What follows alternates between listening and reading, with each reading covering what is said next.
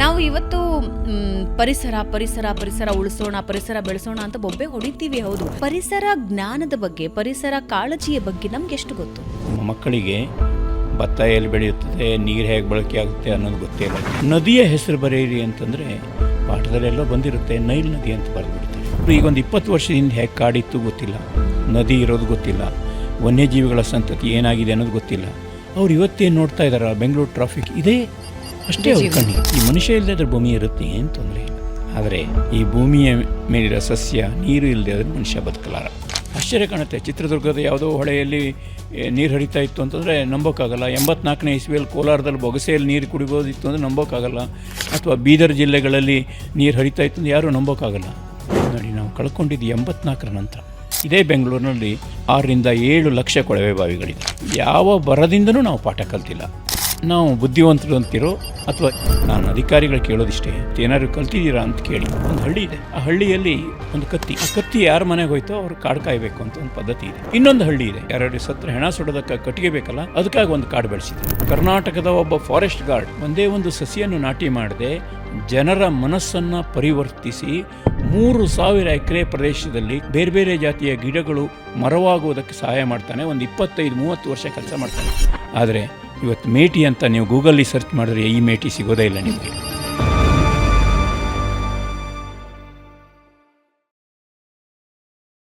ನಮಸ್ಕಾರ ವೀಕ್ಷಕರೇ, ಬೆಂಗಳೂರು ಬಸ್ಗೆ ಸ್ವಾಗತ. ನಾನು ಭಾವನಾ ನಾಗಯ್ಯ. ಅಭಿವೃದ್ಧಿ ಅಂದರೆ ಏನು? ದೊಡ್ಡ ದೊಡ್ಡ ಕಾಂಕ್ರೀಟ್ ರಸ್ತೆಗಳ, ಕಾಂಕ್ರೀಟ್ ಕಟ್ಟಡಗಳ ಅಥವಾ ರೈಲುಗಳ, ಬಸ್ಸುಗಳ ಅಭಿವೃದ್ಧಿ ಅಂದರೆ ಏನು? ಈ ಪ್ರಶ್ನೆಯನ್ನು ಇವತ್ತಿನ ದಿನ ನಾವೆಲ್ಲರೂ ನಮ್ಮನ್ನು ನಾವು ಕೇಳಿಕೊಳ್ಬೇಕಾಗಿ ಬಂದಿದೆ. ಯಾಕೆಂದರೆ ಅಭಿವೃದ್ಧಿಯ ಓಟದಲ್ಲಿ ನಾವು ಪರಿಸರವನ್ನು ಮರೀತಾ ಬರ್ತಾ ಇದ್ದೀವಿ. ಮಕ್ಕಳಿಗೆ ಅಂಕಗಳನ್ನು ಪಡೆದುಕೊಳ್ಳೋದ್ರ ಬಗ್ಗೆ ಜ್ಞಾನ ಕೊಡ್ತಾ ಇದ್ದೀವಿ ಹೊರತು ನಮ್ಮ ಸುತ್ತಲಿನ ಪರಿಸರ ನಮ್ಮ ಜೀವಾಳ ಅನ್ನೋ ಜ್ಞಾನನ ಕೊಡೋದನ್ನೇ ಮರೆತು ಬಿಟ್ಟಿದ್ದೀವಿ.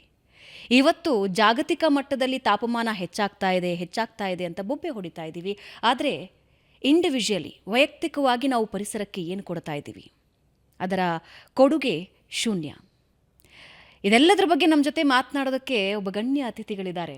ಇವರು ಸದಾ ಮರಗಳ ಜೊತೆ ಮಾತಾಡ್ತಿರ್ತಾರೆ. ಇವರ ಮಾತು ಶುರು ಆಗೋದೇ ನದಿ, ಬೆಟ್ಟ, ಕಾಲುವೆ, ಮರಗಳು ಮತ್ತು ಒಳ್ಳೆಯ ಕಾಡು ಯಾವುದು ಅಂತ ತಿಳ್ಕೋಬೇಕು ಅಂದರೆ ನಾವು ಅವ್ರ ಜೊತೆ ಮಾತಾಡಬೇಕಾಗತ್ತೆ. ನಾವು ಒಂದು ಕಡೆ ಹೋದಾಗ ಹಚ್ಚ ಹಸಿರಿದ್ರೆ ಅಬ್ಬಾ ಎಂಥ ಒಳ್ಳೆ ಕಾಡು ಅಂತೀವಿ. ಆದರೆ ಒಳ್ಳೆಯ ಕಾಡಿನ ನಿಜ ಅರ್ಥ ಏನು ಅನ್ನೋದನ್ನು ಅವ್ರ ಜೊತೆ ಒಂದು ಅರ್ಧ ಗಂಟೆ ಕೂತ್ಕೊಂಡ್ರೆ ಅವರು ಕ್ಲಿಯರಾಗಿ ಹೇಳ್ಬಿಡ್ತಾರೆ. ಬತ್ತು ಹೋಗ್ತಾ ಇರೋ ನದಿಗಳ ಅವಸ್ಥೆಗೆ ಏನು ಕಾರಣ, ಅದನ್ನು ರಿವೈವ್ ಮಾಡಬೇಕು ಅಂದರೆ ಏನು ಮಾಡಬೇಕು ಅನ್ನೋದನ್ನು ತಿಳಿಸ್ಕೊಡ್ತಾ ಇದ್ದಾರೆ.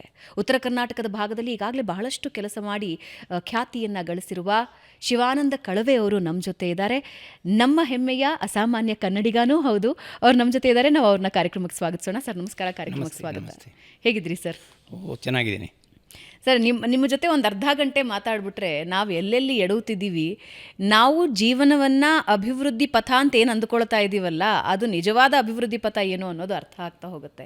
ನಾವು ಇವತ್ತು ಪರಿಸರ ಪರಿಸರ ಪರಿಸರ ಉಳಿಸೋಣ, ಪರಿಸರ ಬೆಳೆಸೋಣ ಅಂತ ಬೊಬ್ಬೆ ಹೊಡಿತೀವಿ. ಹೌದು, ಪರಿಸರ ದಿನಾಚರಣೆ ಅಂತ ಒಂದಷ್ಟು ಗಿಡಗಳನ್ನು ನೆಡ್ತೀವಿ. ಅದು ಮುಂದೆ 1 ತಿಂಗಳಲ್ಲಿ ಸತ್ತು ಬಿದ್ದಿದೆಯಾ ಅನ್ನೋದನ್ನು ಗಮನಿಸೋದಿಲ್ಲ ನಾವು. ಬೇಕಾದಷ್ಟು ಸರ್ಕಾರದ ಮಟ್ಟದಲ್ಲೂ ಕೂಡ ನಾವು ಪರಿಸರ ಬೆಳೆಸ್ತೀವಿ, ಗಿಡಗಳನ್ನು ಬೆಳೆಸ್ತೀವಿ ಅನ್ನೋ ಪ್ರಯತ್ನಗಳಿಗೆ ಕೈ ಹಾಕಿದ್ರು ಕೂಡ ಅದರ ಫಲ ಬಹಳ ಕಮ್ಮಿ. ಬಹುಶಃ ನನಗೆ ಗೊತ್ತಿರೋ ಪ್ರಕಾರ ಒಂದು 20-30% ಮಾತ್ರ ಅದರ ಪ್ರತಿಫಲ ಕೊಡ್ತಾ ಇದೆ.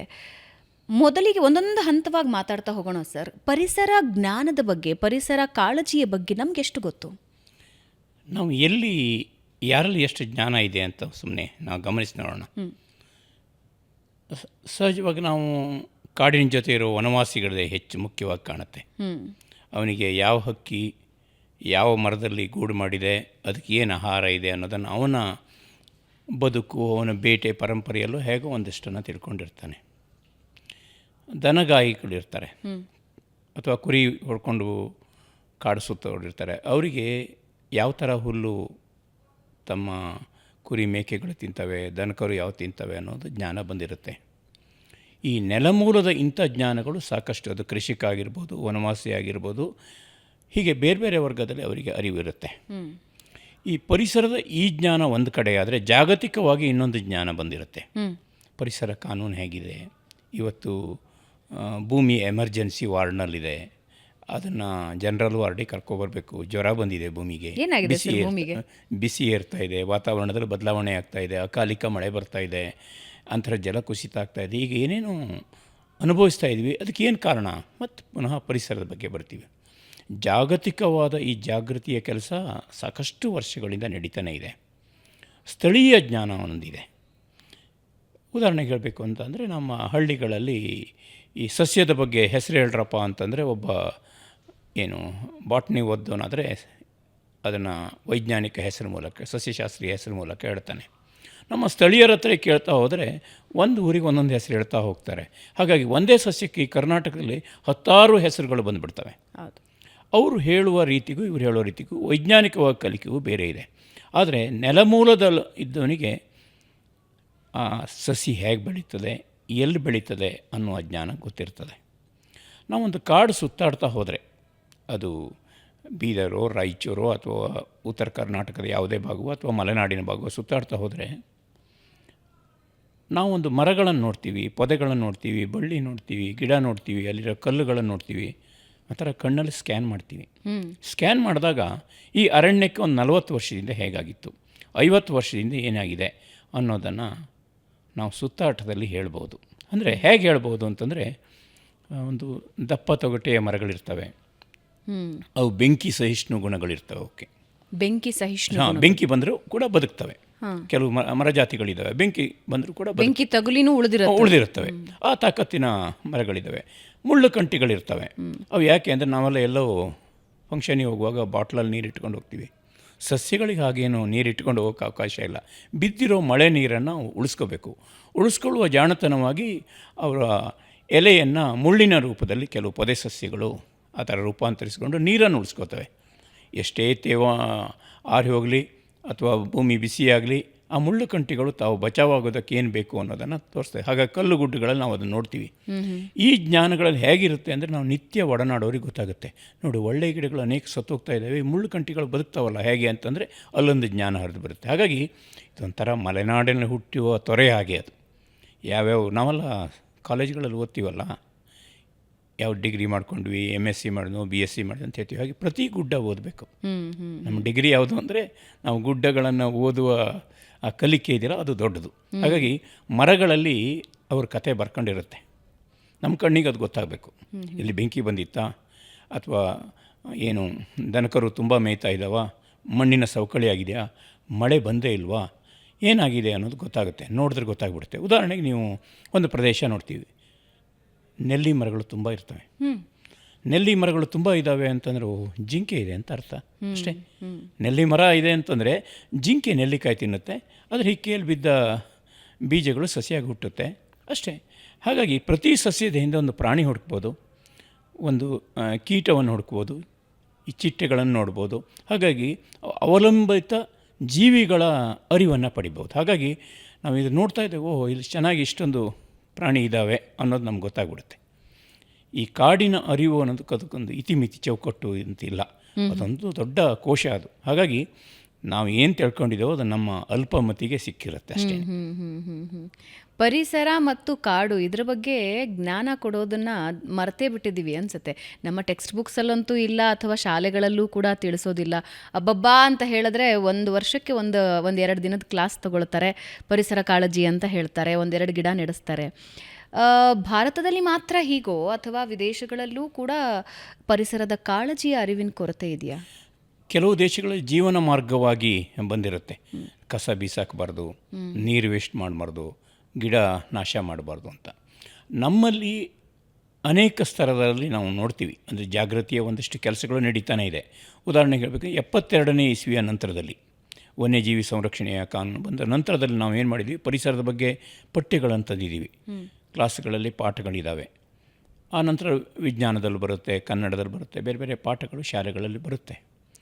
ಆದರೆ ಬಂದ ಪಾಠಗಳು ಅದು ಪರೀಕ್ಷೆಗೆ ಉತ್ತರಗಳು ಮಾತ್ರ ಆಗಿದೆ.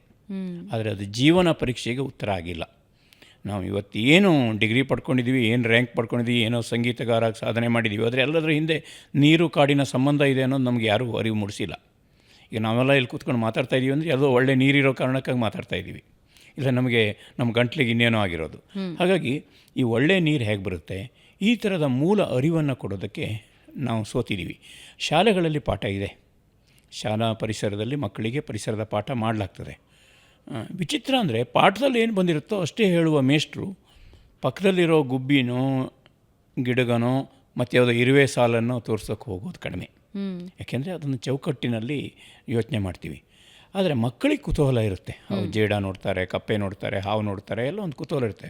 ಆ ಕುತೂಹಲಕ್ಕೆ ಪೂರಕವಾಗಿ ಅವರ ಆಸಕ್ತಿಯನ್ನು ಕೆರಳಿಸಿ ಒಂದು ವೈಜ್ಞಾನಿಕ ಮಾಹಿತಿಯನ್ನು ಕೊಡ್ತಾ ಸಂರಕ್ಷಣಾ ನೀತಿಯನ್ನು ಎಳೆಯರಲ್ಲಿ ಬಿತ್ತೋ ಕೆಲಸ ಇದೆಯಲ್ಲ, ಅದು ಕೇವಲ ಶಾಲೆಗಳಲ್ಲ, ಮನೆಗಳಿಂದ ಶುರುವಾಗಿ ಎಲ್ಲ ಕಡೆ ಆಗಬೇಕಿತ್ತು.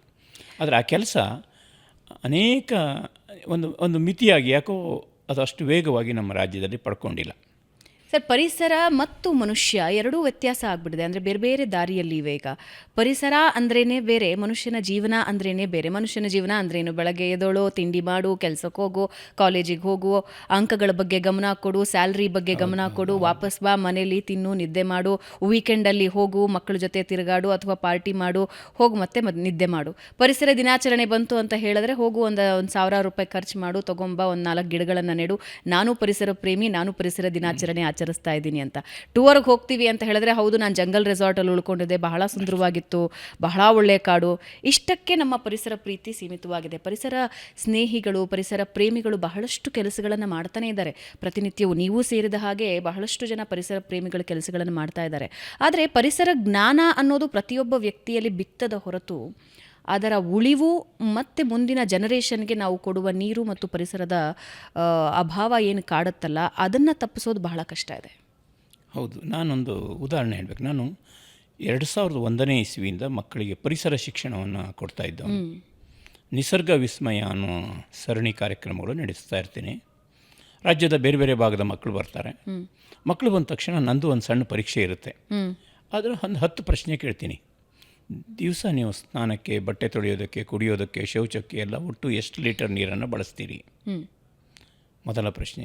ಹುಲಿಯ ಮುಖ್ಯ ಆಹಾರ ಯಾವುದು?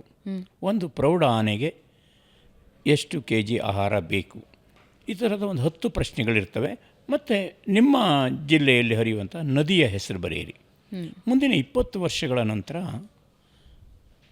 ನಮ್ಮ ಪರಿಸರ ಏನಾಗುತ್ತೆ ಅಂತ ಕೇಳ್ತೀನಿ. 2001ರಿಂದ 2002ರಿಂದ ಹೀಗೆ ನಡೀತಾ ಇದ್ದ ಪರೀಕ್ಷೆ ಕಂಟಿನ್ಯೂ ನಡೆದಿದೆ. ಹೆಚ್ಚು ಕಡಿಮೆ ನನ್ನ ಹತ್ರ ಸಾವಿರಾರು, ಒಂದು 30-40 ಸಾವಿರ ಮಕ್ಕಳು ಬರೆದ ಉತ್ತರಗಳಿದ್ದಾವೆ.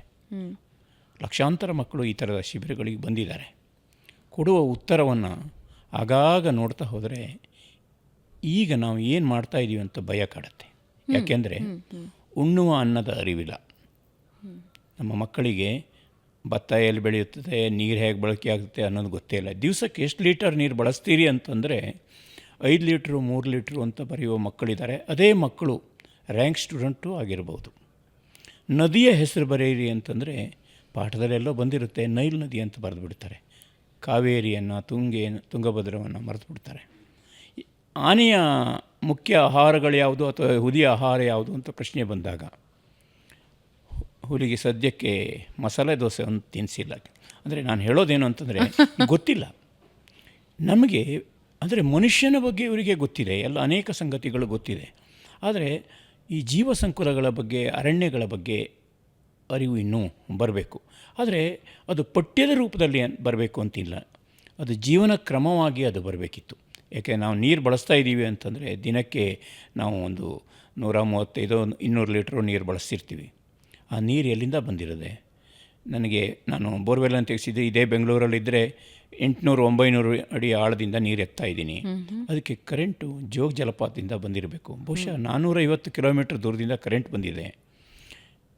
ಆಳದಿಂದ ನೀರು ಎತ್ತಿದ್ದೀವಿ.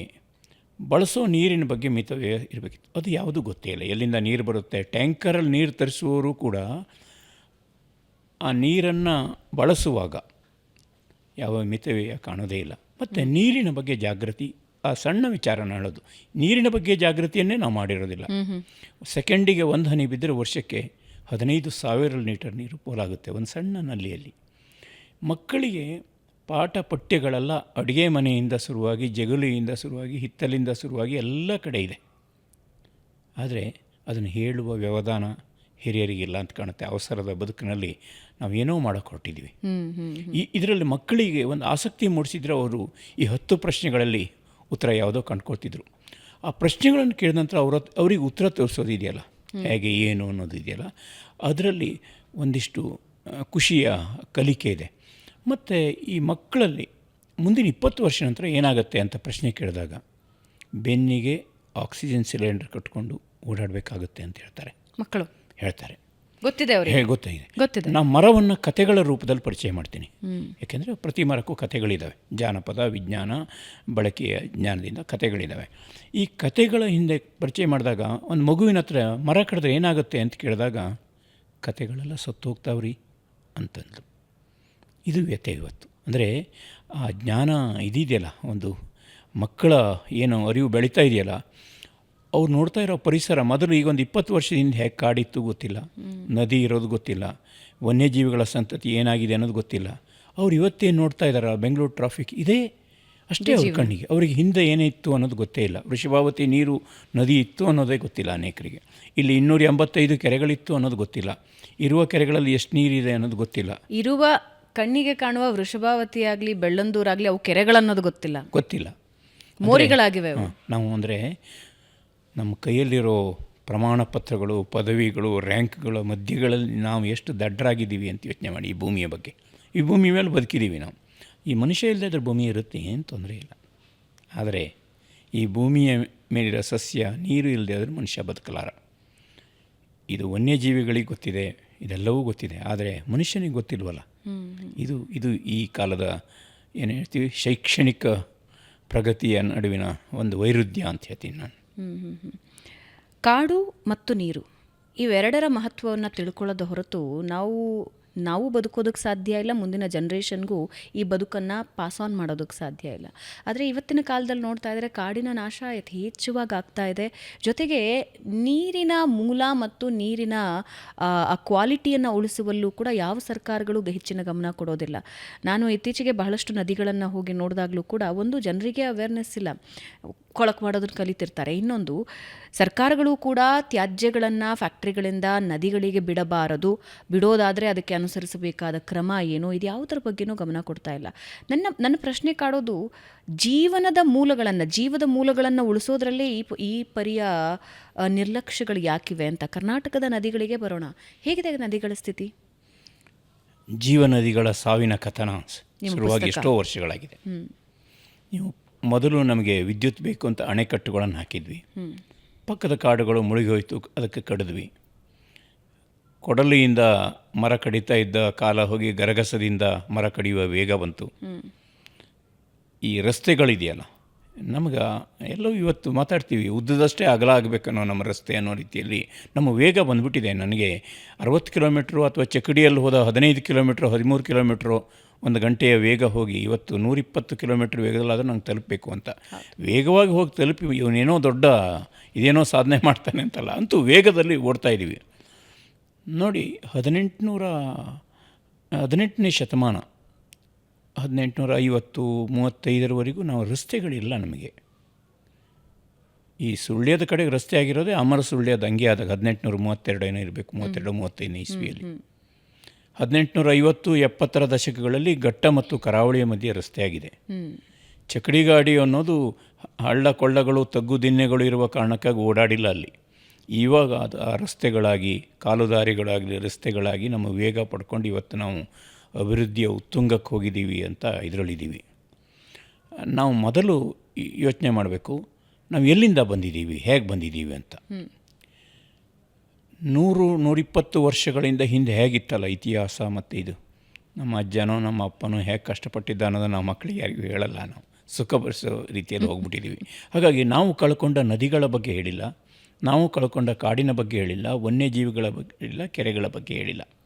ಮಕ್ಕಳಿಗೆ ಆ ಕಳ್ಕೊಂಡ ಸಂಗತಿ ಅದೊಂದು ಅಮೂಲ್ಯ ಆಗಿತ್ತು ಅನ್ನೋದು ಹೇಗೆ ಗೊತ್ತಾಗೋಕ್ಕೆ ಸಾಧ್ಯ ಇದೆ. ಹಾಗಾಗಿ ಇದರೆಲ್ಲ ತಪ್ಪುಗಳು, ಇದರ ಪರಿಣಾಮ ಏನಾಗಿದೆ ಅಂದರೆ, ಕರ್ನಾಟಕದಲ್ಲಿ ನೋಡಿ ಪ್ರಮುಖ 7 ನದಿಗಳಿದ್ದಾವೆ. ಅಬ್ಬಬ್ಬ ಅಂದರೆ 3452.5 TMC ನೀರು ಇರಬೇಕು ನಮ್ಮಲ್ಲಿ. ಅಷ್ಟು ನೀರು ಇದೆ ನಮ್ಮ ಹತ್ರ. ಅದಕ್ಕೂ ಹೆಚ್ಚು ನೀರಿಲ್ಲ. ಇರುವ ನೀರನ್ನು ನಾವು ಏನು ಮಾಡಿದ್ದೀವಿ ಅಂತಂದರೆ ಈಗಾಗಲೇ 50-60% ನೀರಾವರಿಗೆ ಬಳಸಿದ್ದೀವಿ. ಇವತ್ತು ಕೂಡ ನದಿಗೆ ನೀರು ತರೋದಕ್ಕೆ ಅಂತ ಹೊಸ ಯೋಜನೆ ಮಾಡ್ತಾನೇ ಇದ್ದೀವಿ. ಕರ್ನಾಟಕದ ಕೃಷಿ ವಿಶೇಷ ನೋಡಿ, 300 ಮಿಲಿಮೀಟ್ರ್ ಮಳೆ ಬೀಳುವಂಥ ಜಾಗದಲ್ಲೂ ಕೃಷಿ ನಡೀತಾ ಇದೆ. 6,000-8,000 ಮಿಲಿಮೀಟ್ರ್ ಮಳೆ ಬೀಳುವಲ್ಲೂ ಕೃಷಿ ನಡೀತಾ ಇದೆ. ಪರಿಸರಕ್ಕೆ ತಕ್ಕುದಾದ ಬೇಸಾಯ ಕ್ರಮವನ್ನು ಅಲ್ಲಿನ ಕೃಷಿಕರು ಅನುಸರಿಸಿದರು. ಇವತ್ತೆಲ್ಲ ಕಡೆ ನೀರಾವರಿ ಆಗಬೇಕು, ಎಲ್ಲ ಕಡೆ ನೀರು ಹರಿಬೇಕು ಅನ್ನೋ ರೀತಿಯಲ್ಲಿ ಖಾಲಿ ಪೈಪ್ ಯೋಜನೆಗಳನ್ನು ತಂದು ಆ ಕಡೆ ಪಶ್ಚಿಮ ಘಟ್ಟದ ಕಾಡಿನ ಮೇಲೆ ಆಕ್ರಮಣ ಮಾಡ್ತೀವಿ. ಇನ್ನೊಂದು ಕಡೆ ಈ ಕಡೆ ಒಂದು ಆಸೆ ಹುಟ್ಟಿಸ್ತಾ ಏನು ಮುಂಗೈಗೆ ತುಪ್ಪ ಒರೆಸುವಂಥ ಕೆಲಸ ಮಾಡ್ತಾಯಿದೆ. ಇದೀ ಕಾರಣಕ್ಕಾಗಿ ಸಸ್ಯದ ಬೆಲೆ ಗೊತ್ತಿಲ್ಲ, ಮರದ ಬೆಲೆ ಗೊತ್ತಿಲ್ಲ, ನದಿಯ ಬೆಲೆ ಗೊತ್ತಿಲ್ಲ, ಏನೂ ಇಲ್ಲ. ಹಾಗಾಗಿ ನದಿ ನೀರಿರೋದೆಲ್ಲ ನಮ್ಮ ಕೃಷಿ ಬಳಕೆಗೆ ಅಂತ ಯೋಚನೆ ಮಾಡಿದ್ವಿ. ಅಲ್ಲಿರುವ ಜೀವ ಸಂಕುಲದ್ದೇನಿದೆ, ಆ ಕಡೆ ಸಮುದ್ರದಲ್ಲಿ ಏನಾಗುತ್ತೆ, ಅದು ಯಾವುದ್ರ ಬಗ್ಗೆ ನಮಗೆ ಗಮನ ಇಲ್ಲ. ಹಾಗಾಗಿ ನಮ್ಮ ನದಿಗಳು ಇವತ್ತೇನಾಗಿದೆ ಅಂದರೆ, ನೀವೆಲ್ಲ ಕೇಳಿ, ಒಂದು 50-60 ವರ್ಷ ಆದವರು ಈಜು ಬರ್ತಿತ್ತು, ಎಲ್ಲರಿಗೂ ಹಳ್ಳಿಯಲ್ಲಿ ಈಜು ಬರ್ತಿತ್ತಲ್ಲ, ನೀವು ಯಾವ ಕಾಲದಲ್ಲಿ ಈಜು ಕಲ್ತಿದ್ರಿ ಅಂತ ಕೇಳಿ. ಅವ್ರು ಮಳೆಗಾಲದಲ್ಲಿ ಹೋಗಲ್ಲ, ಚಳಿಗಾಲದಲ್ಲಿ ಹೋಗಲ್ಲ, ಯಾರು ಹೊಳೆ ಹಳ್ಳಗಳಿಗೆ ಹೋಗಿದ್ದೆಲ್ಲ ಏಪ್ರಿಲ್-ಮೇ ತಿಂಗಳಲ್ಲಿ. ಬೇಸಿಗೆ ಏಪ್ರಿಲ್-ಮೇ ತಿಂಗಳಲ್ಲಿ ಈಜೋದಷ್ಟು ನೀರಿರ್ತಿತ್ತು. ಹೌದು, ಎಲ್ಲ ನದಿಗಳಲ್ಲಿ ಹಳ್ಳಗಳಲ್ಲಿ ನೀರಿರ್ತಿತ್ತು. ಆ ತಲೆಮಾರಿ ನಮ್ಮ ಮಧ್ಯೆ ಇದೆ. ಆಶ್ಚರ್ಯ ಕಾಣುತ್ತೆ. ಚಿತ್ರದುರ್ಗದ ಯಾವುದೋ ಹೊಳೆಯಲ್ಲಿ ನೀರು ಹರಿತಾ ಇತ್ತು ಅಂತಂದರೆ ನಂಬೋಕ್ಕಾಗಲ್ಲ. 84ನೇ ಇಸ್ವಿಯಲ್ಲಿ ಕೋಲಾರದಲ್ಲಿ ಬೊಗಸೆಯಲ್ಲಿ ನೀರು ಕುಡಿಬೋದಿತ್ತು ಅಂದರೆ ನಂಬೋಕ್ಕಾಗಲ್ಲ. ಅಥವಾ ಬೀದರ್ ಜಿಲ್ಲೆಗಳಲ್ಲಿ ನೀರು ಹರಿತಾ ಇತ್ತು ಅಂದರೆ ಯಾರೂ ನಂಬೋಕ್ಕಾಗಲ್ಲ. ನೋಡಿ, ನಾವು ಕಳ್ಕೊಂಡಿದ್ದು 84ರ ನಂತರ. 84ರ ನಂತರ ನಾವೆಲ್ಲ ಕೊಳವೆ ಬಾವಿ ಬೀಳ್ತಾ ಬಂದ್ವಿ. ಇಡೀ ಕರ್ನಾಟಕದಲ್ಲಿ ಎಷ್ಟಿದೆ ಕೊಳವೆ ಬಾವಿ ಲೆಕ್ಕ ಸರ್ಕಾರ ಕೈಯಲ್ಲಿ ಇರಲಿಕ್ಕಿಲ್ಲ. ಅದರ ಒಂದು ಅಂದಾಜಿನ ಪ್ರಕಾರ 50 ಲಕ್ಷ ಕೊಳವೆ ಬಾವಿಗಳಿದ್ದಾವೆ. ಇದೇ ಬೆಂಗಳೂರಿನಲ್ಲಿ 6-7 ಲಕ್ಷ ಕೊಳವೆ ಬಾವಿಗಳಿದ್ದಾವೆ. ಅಂದರೆ ನಾವು ನೀರನ್ನು ಆಳಕ್ಕೆ ತೆಗಿಯೋಕ್ಕೆ ಹೋಗಿದ್ದೀವಿ. ಮೇಲ್ಗಡೆ ಇರೋ ಮಳೆ ನೀರು ಓಡಿ ಹೋಗೋದಕ್ಕೆ ಬಿಟ್ಟಿದ್ದೀವಿ. ಯಾಕೆಂದರೆ ನಮ್ಮದು ಕಾಡು ಇಲ್ಲ, ಹಿಡ್ಕೊಳ್ಳುವ ಕೆರೆ ಪಾತ್ರಗಳಿಲ್ಲ. ಇದೆಲ್ಲದರ ಕಾರಣಕ್ಕಾಗಿ ಮಳೆ ಬಂದರೆ ಪ್ರವಾಹ ಬರುತ್ತೆ, ಬೇಸಿಗೆ ಬಂದರೆ ಬರಗಾಲ. ಎರಡು ಮಾತ್ರ ನಮಗೆ ಚೆನ್ನಾಗಿ ಗೊತ್ತಿದೆ. ಹಾಗಾಗಿ ಟ್ಯಾಂಕರ್ಗಳನ್ನು ಓಡಿಸೋದಕ್ಕೆ ಸಿದ್ಧ ಆಗಿದ್ದೀವಿ. ನಾವು ನೀರಿನ ಟ್ಯಾಂಕರ್ಗಳನ್ನು ಓಡಿಸೋದಕ್ಕೆ ಸಿದ್ಧ ಆಗಿದ್ದೀವಿ. ಯಾವ ಬರದಿಂದನೂ ನಾವು ಪಾಠ ಕಲ್ತಿಲ್ಲ. ನಾವು ಬುದ್ಧಿವಂತರು ಅಂತಿರೋ ಅಥವಾ ಯಾವುದು ಅಂತ, ಮನುಷ್ಯ ಇಷ್ಟು ಬರ ಬಂದಿದೆ ನಮ್ಮಲ್ಲಿ. 2016-17 ತೀವ್ರ ಭೀಕರವಾದ ಬರ ಬಂದು ಗುಲ್ಬರ್ಗಾ ಜಿಲ್ಲೆಯ ಆಳಂದದ ತಾಲೂಕುಗಳಲ್ಲಿ ವಾರಕ್ಕೊಮ್ಮೆ ಸ್ನಾನ ಮಾಡ್ತಾಯಿದ್ರು. 5 ಬಿಂದಿಗೆ ನೀರು ಒಂದು ಕುಟುಂಬಕ್ಕೆ ಕೊಡ್ತಾಯಿದ್ರು. ಸವಣೂರು ಅಂತ ಪ್ರದೇಶ ಇದೆ, ಇಲ್ಲಿ 28 ಕಿಲೋಮೀಟರ್ ದೂರದಿಂದ ಹಳ್ಳಿಗಳಿಗೆ ನೀರು ಹೋಗ್ತಾಯಿತ್ತು. 1 ಬಿಂದಿಗೆ ನೀರಿಗೆ 5 ರೂಪಾಯಿಯಂತೆ ಮಾರಾಟ ಮಾಡ್ತಾಯಿದ್ರು. ಕೋಲಾರದ ಹಳ್ಳಿಗಳಲ್ಲಿ ಟ್ಯಾಂಕರ್ ನೀರಿಗಾಗಿ ನೀರು ಬರ್ತದೆ ಅಂತ ಬಿಂದಿಗೆ ಹಿಡ್ಕೊಂಡು 4-5 ವರ್ಷದ ಪುಟ್ಟ ಬಾಲಕಿ ಅಮ್ಮನ ಪರವಾಗಿ ನಿಂತಿರೋ ಚಿತ್ರಗಳನ್ನು ನನ್ನ ಹತ್ರ ಇದೆ. ಯಾಕೆಂದರೆ ಆ ಕಾಲದಲ್ಲಿ ಬರ ಪ್ರವಾಸ ಮಾಡಿದ್ದೀನಿ ನಾನು. ಆ ಮಗು ನೀರಿಗಾಗಿ 3-4 ತಾಸು ಕಾಯುವಂಥ ದುಸ್ಥಿತಿಗೆ ನಾವು ತಂದಿದ್ದೀವಿ.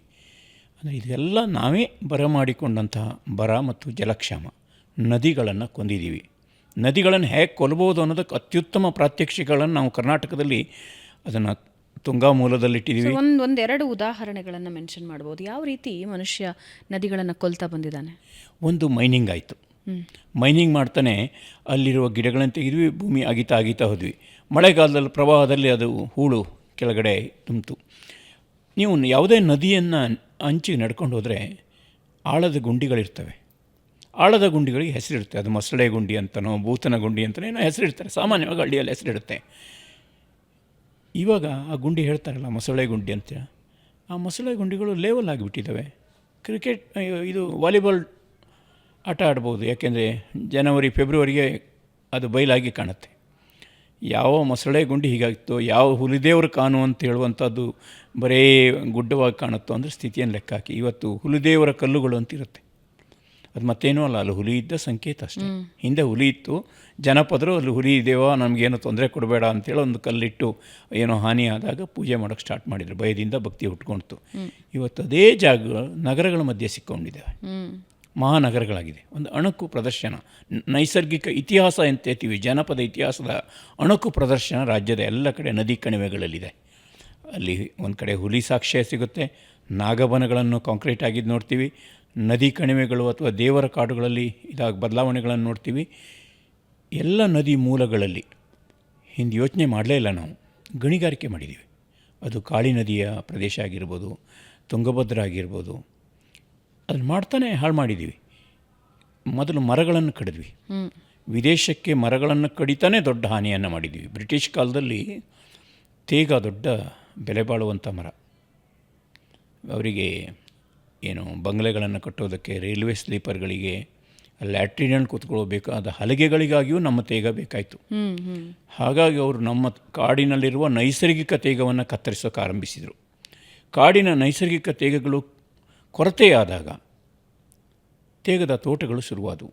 ತೇಗದ ತೋಟ ಎಲ್ಲಿ ಮಾಡಿದ್ದಾರೆ ಅಂತಂದರೆ, ನದಿ ಕಣಿವೆಯಲ್ಲಿ ನೈಸರ್ಗಿಕ ಕಾಡಿತ್ತಲ್ಲ, ಆ ಕಾಡನ್ನು ಕಡಿದು ಸುಟ್ಟು, ಬೆಂಕಿ ಹಾಕಿ ಸುಟ್ಟು, ಆ ಬೂದಿಯಲ್ಲಿ ತೇಗದ ಬೇರುಗಳನ್ನು ನಾಟಿ ಮಾಡ್ತಾ ಅರಣ್ಯೀಕರಣ 18ನೇ ಶತಮಾನದಲ್ಲಿ ಶುರುವಾಗಿದೆ.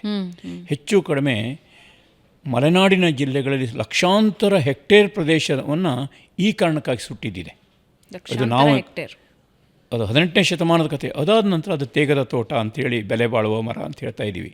ನಮಗೆ ಮುಖ್ಯವಾಗಿ ನೀರಿಗಾಗಿ ಕಾಡಬೇಕು. ಕಣಿವೆಯಲ್ಲಿ ಬೇಕಾದದ್ದು ತೇಗದ ತೋಟ ಅಲ್ಲ, ನೀರಿಗಾಗಿ ಕಾಡು. ಇವತ್ತು ನಾವು ತೇಗದ ತೋಟ ಇಟ್ಕೊಂಡು ಹುಲಿ ಸಾಕ್ತೀವಿ, ಆನೆ ಸಾಕ್ತೀವಿ, ಇನ್ನೊಂದು ಪ್ರಾಣಿ ಸಾಕ್ತೀವಿ ಅಂತ ವನ್ಯಜೀವಿ ವಲಯ ಮಾಡೋಕೆ ಕೊಟ್ಟಿದ್ದೀವಿ. ಆದರೆ ಒಂದೊಂದು ಪ್ರಾಣಿಗೆ ಆಹಾರ ನಮಗೆ ಹೇಗೆ ವೈವಿಧ್ಯತೆ ಇದೆಯೋ ಅವಕ್ಕೂ ಅವ್ರದ್ದೇ ಆದ ಆಹಾರ ವಲಯ ಇರಬೇಕು, ಸರಹದ್ದು ಇರಬೇಕು. ಅದು ಯಾವ ಪರಿಕಲ್ಪನೆ ಗೊತ್ತಿಲ್ಲದೆ ಬ್ರಿಟಿಷರು ಆರಂಭಿಸಿದ ಮೊನೋಕಲ್ಚರ್, ಏಕಜಾತಿಯ ಸಸ್ಯದ ನೆಡತೋಪಿನ ವೇಗವನ್ನು ನಾವು ಮೊನ್ನೆವರೆಗೂ ಆರಂಭಿಸಿದ್ವಿ, ಇವತ್ತು ಮಾಡ್ತಾನೇ ಇದ್ವಿ. ನೀಲಗಿರಿ ಮಾಡಿದ್ವಿ. 1791ರಲ್ಲಿ ಬಂದ ನೀಲಗಿರಿ ಸಸ್ಯವನ್ನು ಹಾಸನದಿಂದ ಶುರುವಾಗಿ ಎಲ್ಲ ಕಡೆ ಹಂಚ್ತಾ ಹೋದ್ವಿ. ಹೇರಳವಾಗಿ ಬೆಳ್ಕೊಳ್ತು.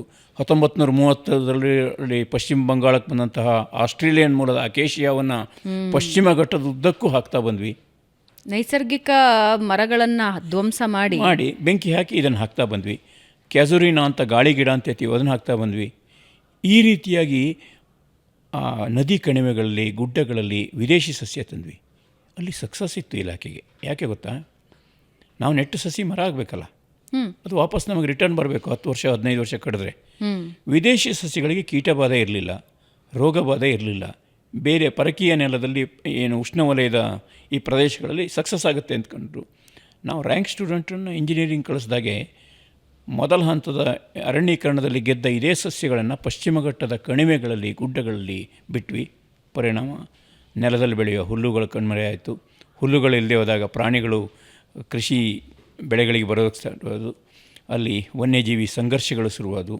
ಹುಲಿ ಬಂತು, ಮತ್ತೊಂದು ಬಂತು ಅಂತ ನಾವು ಮಾತಾಡ್ತಾ ಹೋದ್ವಿ. ಇದೆಲ್ಲದರ ಮೂಲ ಕೆದಕ್ತಾ ಹೋದರೆ ನೂರಾರು ವರ್ಷಗಳಲ್ಲಿ ನಾವೇನು ತಪ್ಪು ಮಾಡಿದ್ದೀವಿ ಅಂತ ಗೊತ್ತಿದೆ. ಇವತ್ತು ಕೂಡ ನಮ್ಮ ತಪ್ಪನ್ನು ನಾವು ಓದಿಲ್ಲ, ತಿದ್ದುಕೊಂಡೂ ಇಲ್ಲ.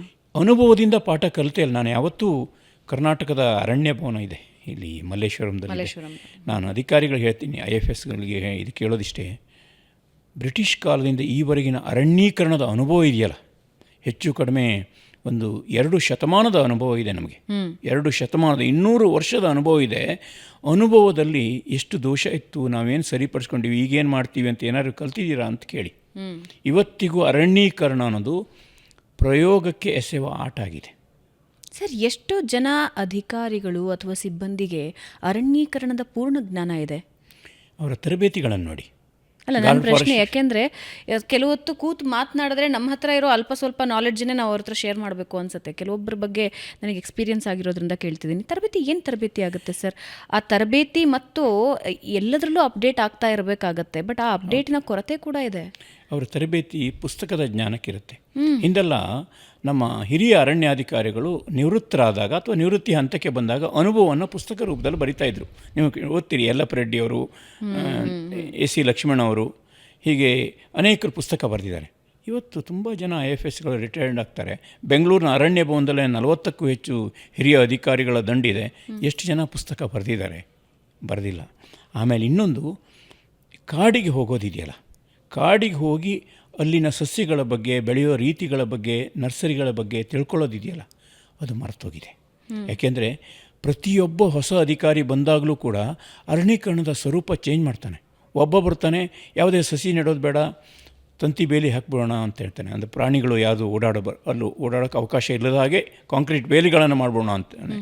ಇನ್ನೊಬ್ಬ ಹೇಳ್ತಾನೆ ಬ್ಯಾಂಬೂ ಹಾಕ್ಬಿಡೋಣ ಅಂತ ಹೇಳ್ತಾನೆ. ಇನ್ನೊಬ್ಬ ಬೆತ್ತ ಹಾಕೋಣ ಅಂತ ಹೇಳ್ತಾನೆ. ಇಡೀ ಕಳೆದ 30 ವರ್ಷಗಳಿಂದ ನಾನು ಹತ್ತಿರದಿಂದ ನೋಡ್ತಾ ಇರೋ ಹಿನ್ನೆಲೆಯಲ್ಲಿ ಹೇಳ್ತೀನಿ, ಅನೇಕ ಪ್ರಯೋಗಗಳಾಗಿದೆ. ಜನಸಹಭಾಗಿತ್ವದ ಒಂದು ಯಶಸ್ವಿ ಪ್ರಯೋಗ ಕೂಡ ಇವತ್ತು ಯಾರೂ ಕೇಳೋರೇ ಇಲ್ಲ. ಅಂದರೆ ಅದಕ್ಕೊಂದು ಮಾನದಂಡ ಇಲ್ವಾ? ಅಂದರೆ ಯಾವ ಆಧಾರದ ಮೇಲೆ ನಿರ್ಧಾರಗಳನ್ನು ತಗೊಳ್ಬೇಕು, ಅಲ್ಲಿನ ಪರಿಸ್ಥಿತಿ ವಾತಾವರಣನ ನೋಡಿ ನಿರ್ಧಾರ ತಗೋಬೇಕು, ಹಂಗಿದ್ದೇನಿಲ್ವಾ? ಅಚ್ಚರಿ ಅಂತಂದರೆ ಹಿಂದೆಲ್ಲ ಹೇಗಿತ್ತು ಅಂದರೆ ಅರಣ್ಯೀಕರಣ ಮಾಡುವಾಗ ಜಲ ಸಂರಕ್ಷಣೆಗೆ ಆದ್ಯತೆ ಕೊಡಬೇಕು, ಅಲ್ಲಿ ಕೆರೆ ಮಾಡಬೇಕು, ಈ ಥರದ ಕೆಲವು ಪದ್ಧತಿಗಳಿದೆ, ಅಥವಾ ಗಿಡ ನೆಡುವ ವಿಧಾನಗಳು ಹೀಗಿತ್ತು. ಮತ್ತು ಯಾವ ಸ್ಪೀಸೀಸನ್ನು ಎಲ್ಲಿ ಹಾಕಬೇಕು ಅನ್ನೋದು ಸೈಟ್ ಸ್ಪೆಸಿಫಿಕ್ ಪ್ಲ್ಯಾನ್ ಆಗಿ ಬಂದಿರುತ್ತೆ. ಇವರ ರೂಪಿಸುವ ಯೋಜನೆಗಳಲ್ಲಿ ಗುರಿ ಆಧಾರಿತ ನೀತಿಗಳು, ಇಂಥ ವಲಯದಲ್ಲಿ ಇಂತಿಷ್ಟು ಸಸಿ ನೆಡಬೇಕು ಅಂತ ಹೇಳ್ತಾರೆ.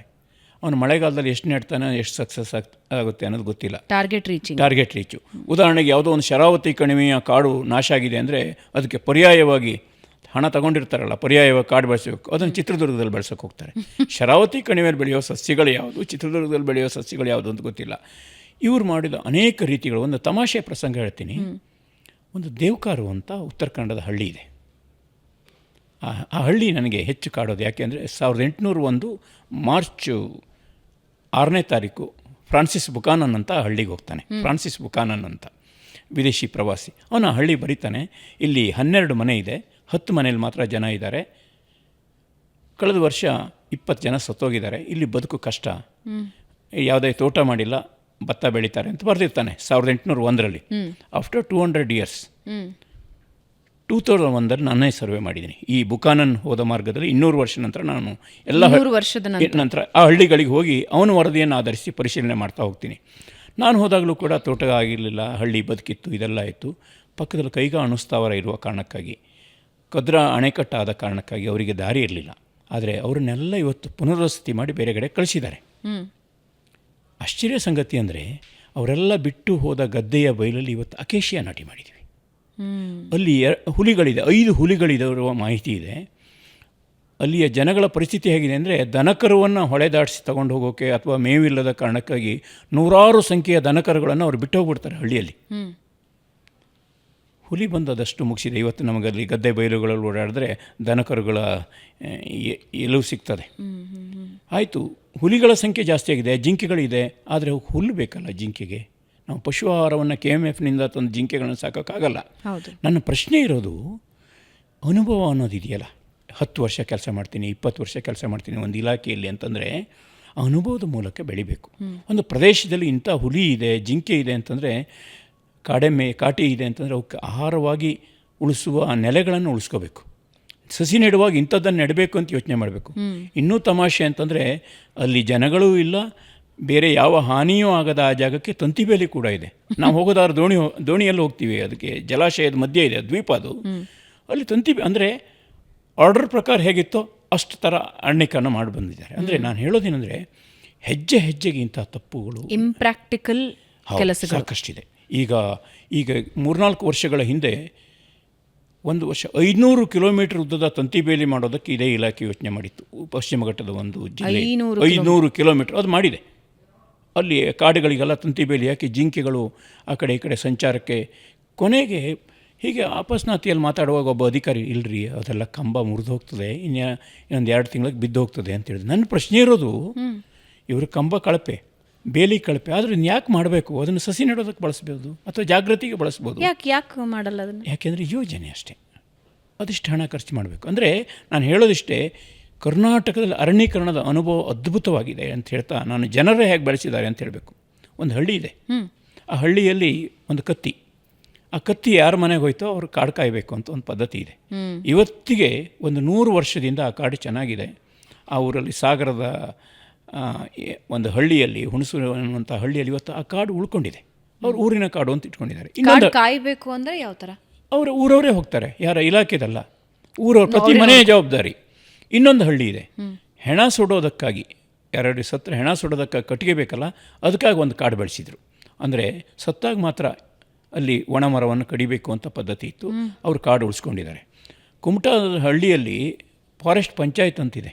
1924ನೇ ಇಸ್ವಿಯಿಂದ ಇವತ್ತು ಕೂಡ ಅಲ್ಲಿನ 224 ಎಕರೆಯಲ್ಲಿ ಪೇಟೆಯ ಪಕ್ಕದಲ್ಲಿ ಒಂದು ಕಾಡನ್ನು ಉಳಿಸ್ಕೊಂಡು ಇತ್ತೀಚೆಗೆ ಅವರು ಶತಮಾನೋತ್ಸವವನ್ನು ಆಚರಿಸಿದರು. ಇನ್ನೂ ಹೇಳ್ತೀನಿ, ಬಾಂಡ್ರಾವಿ ಅಂತಿದೆ, ಚಿತ್ರದುರ್ಗದ ಬಾಂಡ್ರಾವಿ, ಅಲ್ಲಿ 300 ಮಿಲಿಮೀಟರ್ ಮಳೆ ಆಗುತ್ತೆ, ಬರಪೀಡಿತ ಪ್ರದೇಶ. ಅಲ್ಲೊಬ್ಬ ಫಾರೆಸ್ಟ್ ಗಾರ್ಡ್, ಕರ್ನಾಟಕದ ಒಬ್ಬ ಫಾರೆಸ್ಟ್ ಗಾರ್ಡ್ ಒಂದೇ ಒಂದು ಸಸಿಯನ್ನು ನಾಟಿ ಮಾಡದೆ ಜನರ ಮನಸ್ಸನ್ನು ಪರಿವರ್ತಿಸಿ 3,000 ಎಕರೆ ಪ್ರದೇಶದಲ್ಲಿ ಕಮರ ಸೇರಿದಂತೆ ಬೇರೆ ಬೇರೆ ಜಾತಿಯ ಗಿಡಗಳು ಮರವಾಗುವುದಕ್ಕೆ ಸಹಾಯ ಮಾಡ್ತಾನೆ. ಒಂದು 25-30 ವರ್ಷ ಕೆಲಸ ಮಾಡ್ತಾನೆ. ಅವನ ಡೈರಿ ನನ್ನ ಹತ್ರ ಇದೆ. ಒಂದೇ ಒಂದು ಸಸಿ ನಾಟಿ ಮಾಡಿಲ್ಲ, ಜನರ ಪ್ರೀತಿ ಗಳಿಸ್ದ, ಬೇಲಿ ಹಾಕಿಲ್ಲ, ಜನರಿಗೆ ಜಾಗೃತಿ ಮೂಡಿಸ್ದ. ಜನ ಅವನನ್ನು ದೇವರಾಗಿ ನೋಡ್ತಾ ಇದ್ದರು. ಅವನ ಜೊತೆ ನಾನು ಓಡಾಡಿದ್ದೀನಿ. ಅವನಿಗೆ ನಮ್ಮ ಜೊತೆಗಿಲ್ಲ, ಆದರೆ ಇಡೀ ಬಾಂಡ್ರಾವಿ ಅರಣ್ಯವನ್ನು ಅವತ್ತು ಒಬ್ಬ ರೇಂಜರ್ ಒಂದು ಹೆಸರು ಇಟ್ಟಿದ್ದಾನೆ, ನಾಗಪ್ಪ ಜುಮ್ಮಣ್ಣ ಮೇಟಿ ರಕ್ಷಿತ ಅರಣ್ಯ ಅಂತ ಇವತ್ತು ಬೋರ್ಡ್ ಇದೆ ಅಲ್ಲಿ. ಒಬ್ಬ ಗಾರ್ಡ್ ಹೆಸರಿಗೆ ಇಡೀ ದೇಶದಲ್ಲಿ ಎಲ್ಲೂ ಇಲ್ಲ. ಅದ್ಭುತವಾಗಿ 7ನೇ ಕ್ಲಾಸ್ ಓದಿದಂಥ ವಿಜಾಪುರದ ಹಂಡ್ರಗಲ್ಲಿನ ಈ ನಾಗಪ್ಪ ಜುಮ್ಮಣ್ಣ ಮೇಟಿ ಮಾಡಿದ ಅರಣ್ಯ ನೀತಿ ಇದೆಯಲ್ಲ, ಇಡೀ ಕರ್ನಾಟಕಕ್ಕೆ ಮಾದರಿ ಆಗಬೇಕಿತ್ತು. ಆದರೆ ಇವತ್ತು ಮೇಟಿ ಅಂತ ನೀವು ಗೂಗಲ್ಲಿ ಸರ್ಚ್ ಮಾಡಿದ್ರೆ ಈ ಮೇಟಿ ಸಿಗೋದೇ ಇಲ್ಲ ನಿಮಗೆ. ಅಂದರೆ ನಾನು ಹೇಳೋದೇನು ಅಂತಂದರೆ, ಆ ನೆಲಮೂಲದ ಈ ಅನುಭವಗಳು ಇರುವಂಥ ಸಾಕಷ್ಟು ಜನ ಇದ್ದಾರೆ. ಕಾರ್ಲಕಟ್ಟೆ ಅಂತಿದೆ, ಜಮಖಂಡಿಯ ಕಲ್ಲಹಳ್ಳಿ ಅಂತಂದೆ, ಬೇರೆ ಬೇರೆ ಪ್ರದೇಶಗಳಲ್ಲಿ ಸಸಿ ಬೆಳೆಸಿದ್ದಾರೆ. ಪಕ್ಕದ ಹುಣಸೂರು ನೋಡಿ, ತಂಬಾಕು ಬೆಳೆಯ ನಿಷೇಧದ ಪ್ರಸ್ತಾಪ ಬಂತು. ಅವ್ರಿಗೆ ಪರ್ಯಾಯ ಬೇಕಾಗಿತ್ತು. ಹೆಬ್ಬೇವು ಅನ್ನುವಂಥ ಸಸ್ಯವನ್ನು ಹೆಚ್ಚು ಕಡಿಮೆ 18 ಲಕ್ಷ ಸಸಿಗಳು ಇವತ್ತು ಮರವಾಗಿ ನಿಂತಿದೆ. ರೈತರು ಮನಸ್ಸು ಮಾಡಿದ್ರೆ ಏನು ಬದಲಾವಣೆ ಆಗುತ್ತೆ ಅಂತ ಅನ್ನೋದಕ್ಕೆ ಉದಾಹರಣೆ ಮೈಸೂರು ಈ ಹುಣಸೂರು ಪ್ರದೇಶಗಳಲ್ಲಿ ನೋಡ್ತೀವಿ. ರೈತರು ತುಂಬ ಚೆನ್ನಾಗಿ ಬೆಳೆಸಿದ್ದಾರೆ. ಯಾವ ಇದು ಬೇಕಾಗಿಲ್ಲ. ಕೊಪ್ಪಳದಲ್ಲಿ ಇವತ್ತು ಅರಣ್ಯ ಥರ ಇದು ಕಾಣುತ್ತೆ, ಹೆಬ್ಬೇವು ಸೇರಿದಂತೆ ಬೇರೆ ಬೇರೆ ಸಸ್ಯ ಬೆಳೆಸಿದ್ದಾರೆ. ನಾನು ಹೇಳೋದಂದರೆ, ರೈತ ಮಟ್ಟದಲ್ಲಿ ಅವರಿಗೆ ಗೊತ್ತಿದೆ, ಪ್ರೋತ್ಸಾಹ ಕೊಡಬೇಕು. ಒಂದು ಸರಿಯಾಗಿ ಯೋಗ್ಯ ಬೆಲೆ ಸಿಕ್ಕರೆ, ಮರ ಬೆಳೆಸೋದಕ್ಕೆ ಸರಿಯಾಗಿ ಯೋಗ್ಯ ಬೆಲೆ ಸಿಕ್ಕರೆ, ಇವರು ಶೋಷಣೆ ಕಡಿಮೆ ಆದರೆ, ಇಲಾಖೆಯ ಬೇರೆ ಬೇರೆ ಹಂತ ಶೋಷಣೆ ಕಡಿಮೆ ಆದರೆ, ರೈತ ಅರಣ್ಯದಿಂದ ಹೊರಕ್ಕೆ ಅಂದರೆ ಕೃಷಿ ಭೂಮಿಯಲ್ಲಿ ಮರ ಬೆಳೆಸ್ತಾನೆ. ಆದರೆ ನಮ್ಮ ಇಲಾಖೆ ತಾನೂ ಮಾಡಿಲ್ಲ, ಮಾಡುವ ರೈತನಿಗೂ ಪ್ರೋತ್ಸಾಹ ಕೊಟ್ಟಿಲ್ಲ. ಏನು ಮಾಡೋಕ್ಕೆ ಹೊರಟಿದ್ದೀವಿ ಅನ್ನೋ ಆತ್ಮವಿಮರ್ಶೆ ಕೂಡ ಮಾಡಿಲ್ಲ. ಗಾರ್ಡ್ ಫಾರೆಸ್ಟ್ಗಳಿಗೆ ತರಬೇತಿ ಕೊಡುವಾಗ ಒಂದು 10-15 ಸಸ್ಯಗಳ ಬಗ್ಗೆ ಪಾಠ ಇರುತ್ತೆ ಅಲ್ಲಿ. ಅವರು ಅರಣ್ಯ ಕಾಯೋಕೆ ಹೊರಡ್ತಾರಲ್ಲ ಪಶ್ಚಿಮ ಘಟ್ಟದ್ದು, ಅಲ್ಲಿ ಸಾವಿರಾರು ಜಾತಿ ಸಸ್ಯಗಳಿರ್ತವೆ. ಯಾವುದು ಅಮೂಲ್ಯ, ಏನು ಅನುಭವದಿಂದ ಪಾಠ ಕಲಿಬೇಕು.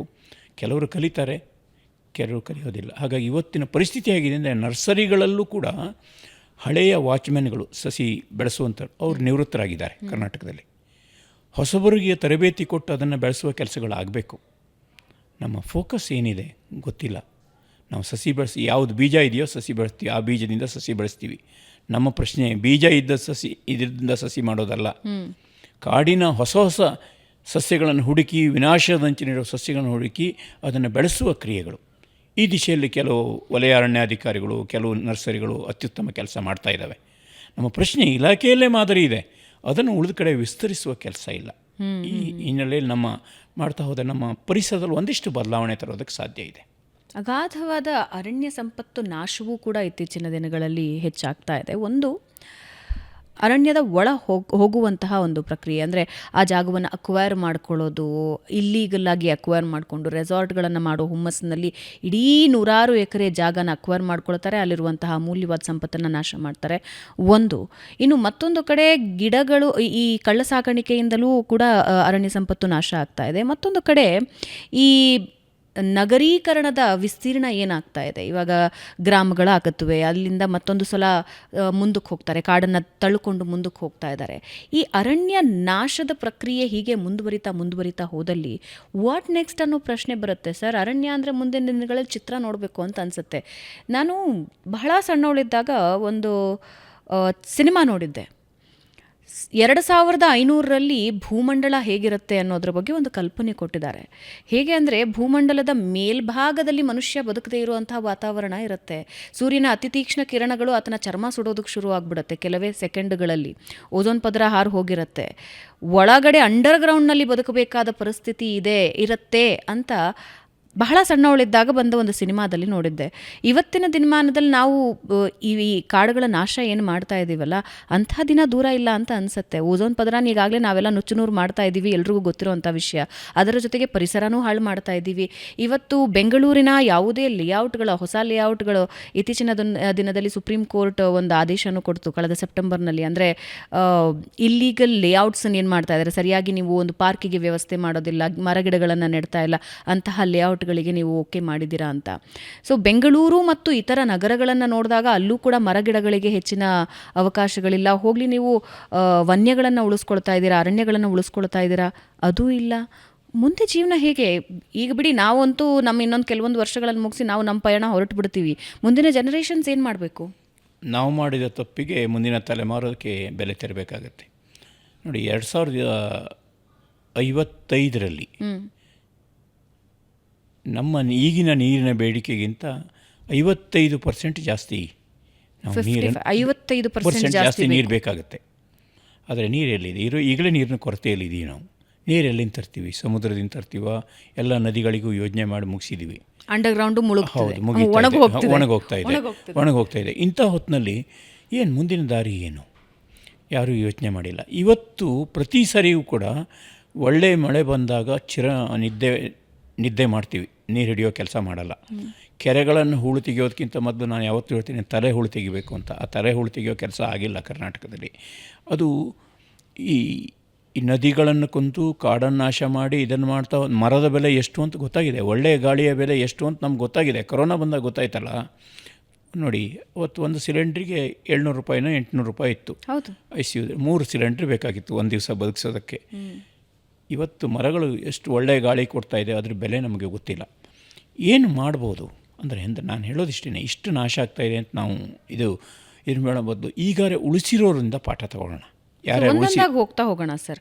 3 ಹಂತಗಳಲ್ಲಿ ಏನು ಮಾಡಬಹುದು ಅನ್ನೋದ್ರ ಬಗ್ಗೆ. ಏಕೆಂದರೆ ನಾವು ಸಮಸ್ಯೆ ಇದೆ ಅಂತ ಹೇಳ್ತಾ ಇದ್ದೀವಿ, ಅದನ್ನು ಮಾಡೋದೇನು ಅನ್ನೋದ್ರ ಬಗ್ಗೆನೂ ಗಮನ ಕೊಡಬೇಕಾಗುತ್ತೆ. ಈ 3 ಹಂತಗಳಲ್ಲಿ, ಒಂದು ಕೆರೆಗಳ ರಿವೈವಲ್, ಇನ್ನೊಂದು ನದಿಗಳ ರಿವೈವಲ್, ಮತ್ತು ಅರಣ್ಯಗಳ ಸಂರಕ್ಷಣೆ ಮತ್ತು ಅಭಿವೃದ್ಧಿ. ಅರಣ್ಯಗಳ ಅಭಿವೃದ್ಧಿ ಆಗಬೇಕಾಗಿದೆ. ನಗರಗಳ ಅಭಿವೃದ್ಧಿಯಿಂದ ನಮಗೆ ಎಷ್ಟು ಲಾಭ ಇದೆಯೋ ಅದಕ್ಕೆ ದುಪ್ಪಟ್ಟು ಲಾಭ ಅರಣ್ಯಗಳ ಅಭಿವೃದ್ಧಿಯಿಂದ ಇದೆ, ವನ್ಯಗಳನ್ನು ಬೆಳೆಸೋದ್ರಿಂದ ಇದೆ. ಮೊದಲಿಗೆ ಕೆರೆಗಳಿಗೆ ಬರೋಣ ಸರ್. ಬೆಂಗಳೂರಿನ ಕೆರೆಗಳ ಬಗ್ಗೆ ಈಗಷ್ಟೇ ಉದಾಹರಣೆ ಕೊಡ್ತಾ ಇದ್ರಿ ಆರಂಭದಲ್ಲಿ. ಈಗ ಇವತ್ತಿನ ಕೆರೆಗಳು ಎಲ್ಲವೂ ಕಾಲುವೆಗಳಾಗಿವೆ, ಕಾಲುವೆಗಳೆಲ್ಲ ನಾಲೆಗಳಾಗಿ ಪರಿವರ್ತನೆಯಾಗಿ ಹೋಗಿವೆ. ಆದರೆ ಈಗ ಉತ್ತರ ಕರ್ನಾಟಕ ಭಾಗದಲ್ಲಿ ಬಹಳಷ್ಟು ಕೆರೆಗಳ ರಿವೈವಲ್ಗೆ ನೀವು ಬಹಳ ಶ್ರಮ ಹಾಕಿದ್ದೀರಾ, ಜನರಲ್ಲಿ ಜ್ಞಾನವನ್ನು ಮೂಡಿಸ್ತಾ ಇದ್ದೀರಾ. ಒಂದು ಕೆರೆನ ಉಳಿಸ್ಕೊಳ್ಬೇಕು ಇವತ್ತು, ಅದರಲ್ಲಿ 2, ಒಂದು ಬತ್ತು ಹೋಗಿರೋ ಕೆರೆ, ಇನ್ನೊಂದು ನಾಲೆಯಾಗಿರೋ ಕೆರೆ. ನಾಲೆ ಆಗಿದೆ, ಆದರೆ ಇನ್ನೊಂಚೂರು ಉಳಿಸ್ಕೊಂಡ್ರೆ ಸರಿ ಹೋಗುತ್ತೆ ಅಂತ. ಈ 2 ಆಯಾಮಗಳಲ್ಲಿ ಹೇಗೆ ಒಂದು ಕೆರೆನ ಉಳಿಸಬಹುದು? ಒಂದು, ಊರಿನಲ್ಲಿ ನೀರಿನ ಸಮಸ್ಯೆಗೆ ಮೂಲ ಕಾರಣ ಒಂದು ಕಾಡು ನಾಶ ಆಗಿದ್ದು, ಇನ್ನೊಂದು ಕೆರೆ ನಾಶ, ಕೆರೆಗಳನ್ನು ಮರ್ತಿರೋದು. ಕೆರೆಗಳು ಅಂತಂದರೆ ವಿಕೇಂದ್ರೀಕೃತ ನೀರಾವರಿಯ ಅತ್ಯುತ್ತಮ ವ್ಯವಸ್ಥೆಗಳು. ನಾವು ಕೇಂದ್ರೀಕೃತ ಅಂತಂದರೆ KRS ಡ್ಯಾಮ್ ಆದಮೇಲೆ ಎಲ್ಲರಿಗೂ ಪೈಪ್ ಮೂಲಕ, ಕಾಲುವೆ ಮೂಲಕ ನೀರು ಕೊಡ್ಕೊಂಡ್ಬಿಟ್ವಿ, ಕೆರೆಗಳನ್ನು ಮರ್ತು ಬಿಟ್ವಿ. ವಿಕೇಂದ್ರೀಕೃತ ಅಂದರೆ ನಿಮ್ಮೂರಲ್ಲಿ ಬೀಳುವ, ನಿಮ್ಮ ಗ್ರಾಮ ಮಜರೆಗಳಲ್ಲಿ ಬೀಳುವ ನೀರನ್ನು ಹಿಡ್ಕೊಳ್ಳೋದಕ್ಕಿದ್ದ ಅದ್ಭುತ ವ್ಯವಸ್ಥೆ ಕೆರೆಗಳು.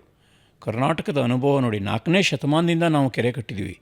ಮೊದಲ ಕೆರೆ ಚಂದ್ರವಳ್ಳಿಯದು, ಚಿತ್ರದುರ್ಗದ ಚಂದ್ರವಳ್ಳಿಯಲ್ಲಿದೆ. ಶಿಕಾರಿಪುರದ ತಾಳುಗುಂದದ ಪ್ರಣವೇಶ್ವರ ಗುಡಿಯ ಪಕ್ಕ 2ನೇ ಕೆರೆ ಇದೆ. ಪ್ರಥಮ ಕೆರೆಗಳನ್ನು ಹೀಗೆ ನೋಡ್ತಾ ಹೋದರೆ ಇವತ್ತು ಕೂಡ ಅವು ತುಂಬ ಚೆನ್ನಾಗೇ ಇದೆ. 39,173 ಕೆರೆಗಳಿದ್ದಾವೆ ಅಂತ ಕರ್ನಾಟಕದ ಒಂದು ಕೆರೆ ನೀರಾವರಿ ದಾಖಲೆ ಹೇಳುತ್ತೆ. ನಾನು ಬೀದರ್ದಿಂದ ಚಾಮರಾಜನಗರ ತನಕ ಕೆರೆ ನೋಡ್ತಾನೆ ಬಂದಿದ್ದೀನಿ. ಸುಮಾರು ಒಂದು 8 ರಿಂದ 9 ತಿಂಗಳು ನಾನು ಕೆರೆ ನೋಡಿದ್ದೀನಿ, ಮನುಷ್ಯರು ನೋಡಿಲ್ಲ. ಆ ಕೆರೆ ನೋಡ್ತಾ ಹೋದಾಗ ಗೊತ್ತಾಗಿದ್ದೇನೆಂದರೆ, ಪ್ರತಿ ತಾಲೂಕು, ಪ್ರತಿ ಗ್ರಾಮದಲ್ಲೂ ಅದರ ನಿರ್ಮಾಣದ ವಿಶೇಷಗಳೇ ಇದ್ದಾವೆ. ಅದನ್ನು ಅರ್ಥ ಮಾಡಿಕೊಂಡು ಅದನ್ನು ಜನರನ್ನು ಜಾಗೃತಿ ಮೂಡಿಸಿ ಪುನರುಜ್ಜೀವನ ಕೆಲಸ ಇದೆಯಲ್ಲ, ಅದೊಂದು ಅತ್ಯುತ್ತಮ ಕೆಲಸ ಆಗುತ್ತೆ. ಆ ಹಿನ್ನೆಲೆಯಲ್ಲಿ ಈಗಾಗಲೇ ಕರ್ನಾಟಕದ ಸಾಕಷ್ಟು ಕೆಲಸಗಳು ಈ ಸಂಸ್ಥೆಗಳು, ವ್ಯಕ್ತಿಗಳು ಮಾಡ್ತಾ ಇದ್ದಾರೆ. ಧರ್ಮಸ್ಥಳ ಗ್ರಾಮೀಣಾಭಿವೃದ್ಧಿ ಸಂಸ್ಥೆ 800 ಕೆರೆಗಳ ಹೂಳನ್ನು ತೆಗೆದಿದೆ. ಇದು ದೇಶದಲ್ಲೇ ಅತ್ಯಂತ ಮಹತ್ವದ ಕೆಲಸ. ಕೊಪ್ಪಳದ ಶ್ರೀಗಳು, ಕೊಪ್ಪಳ ಜಿಲ್ಲೆಯ ಅದು ಯಲಬುರ್ಗಾ ಆಗಿರ್ಬೋದು, ಕೊಪ್ಪಳ ಆಗಿರ್ಬೋದು, ಕುಷ್ಟಗಿ ಆಗಿರ್ಬೋದು, ಈ ಪ್ರದೇಶದ ಕೆರೆಗಳಿಗೆ ಪುನರುಜ್ಜೀವನ ಕೊಡುವಂಥ ಕೆಲಸಗಳನ್ನು 1-2 ವರ್ಷಗಳ ಕಾಲ ಅದ್ಭುತವಾಗಿ ಮಾಡಿದ್ದಾರೆ. ಅಲ್ಲಿಯ ಕೆರೆಗಳು 300 ಎಕರೆ ವಿಸ್ತೀರ್ಣದ್ದು, ಸರ್ಕಾರದ ನೆರವಿಂದಲ್ಲ. ಇದು ಕೆರೆಗಳ ಮೂಲಕ ಜನಸಹಭಾಗಿತ್ವ. ಅಂದರೆ ನೀರಿನ ಕೆಲಸ ಕೇವಲ ಸರ್ಕಾರದ ಕೆಲಸ ಅಲ್ಲ, ನೀರು ಕುಡಿಯುವ ಎಲ್ಲರ ಕೆಲಸ. ಒಬ್ಬ ಕವಿಯಾದರೂ ಈ ಕೆಲಸ ಮಾಡಬೇಕು, ಪ್ರೊಫೆಸರ್ ಆದರೂ ಮಾಡಬೇಕು, ಡಾಕ್ಟರ್ ಆದರೂ ಮಾಡಬೇಕು. ಈ ಥರ ನೀರಿಗೆ ಕೆಲಸಕ್ಕೆ ದುಡ್ಡಿನ ಸಮಸ್ಯೆ ಇಲ್ಲ. ಆದರೆ ಅಲ್ಲಿ ಹೋಗಿ ನಿಂತು ಕೆಲಸ ಮಾಡಬೇಕಲ್ಲ, ಅವ್ರ ಸಮಸ್ಯೆ ಇದೆ. ಹಾಗಾಗಿ ಕೆರೆಯ ಆ ಸಮಸ್ಯೆಯನ್ನು ಗಮನಿಸಿ ನೀರಿನ ನೇತಾರರು ನಮಗೆ ಬೇಕು ಪ್ರತಿ ಹಳ್ಳಿಗೆ. ಆದರೆ ಸರ್, 2 ಸಮಸ್ಯೆಗಳಲ್ಲಿ ಬರುತ್ತೆ ಕೆರೆಗಳನ್ನು ಉಳಿಸ್ಕೊಳ್ಳೋದ್ರಲ್ಲಿ.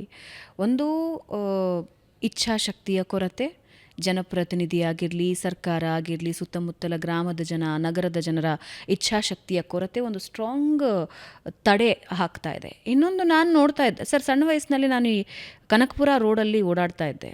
ಅಕ್ಕಪಕ್ಕದಲ್ಲಿ ಒಂದು ಕೆರೆ ಒಣಗಿದ್ರೆ ಇನ್ನೊಂದು ಕೆರೆ ತುಂಬಿತ್ತು, ಒಂದು ಕೆರೆ ಈ ಕಡೆ ಒಂದು ಕೆರೆ ಒಣಗಿದ್ರೆ ಆ ಕಡೆ ಒಂದು ಕೆರೆ ತುಂಬಿತ್ತು. ಇವತ್ತು ನಾನು ನೋಡ್ತಾ ಇದ್ದೀನಿ ಬಯಲುಗಳಾಗಿವೆ, ಅಲ್ಲೇ ಕೆಲವೊಂದು ಬಿಲ್ಡಿಂಗ್ಸ್ಗಳು ಬಂದ್ಬಿಟ್ಟಿವೆ. ಇನ್ನೂ ಕೆಲವು ಕಟ್ಟಡ ಸಂಸ್ಥೆಗಳು ಅಂದರೆ ಕನ್ಸ್ಟ್ರಕ್ಷನ್ ಸಂಸ್ಥೆಗಳು ಲಾಭಿ ಮಾಡಿ ಆ ಕೆರೆಯ ಜಾಗದಲ್ಲಿ ದೊಡ್ಡ ದೊಡ್ಡ ಅಪಾರ್ಟ್ಮೆಂಟ್ಗಳನ್ನು ಎತ್ತಿಬಿಟ್ಟಿವೆ. ಬೆಂಗಳೂರಿನಲ್ಲೂ ಕೆಲವೊಂದು ಉದಾಹರಣೆಗಳು ನಿಮಗೆ ಗೊತ್ತೇ ಇದೆ.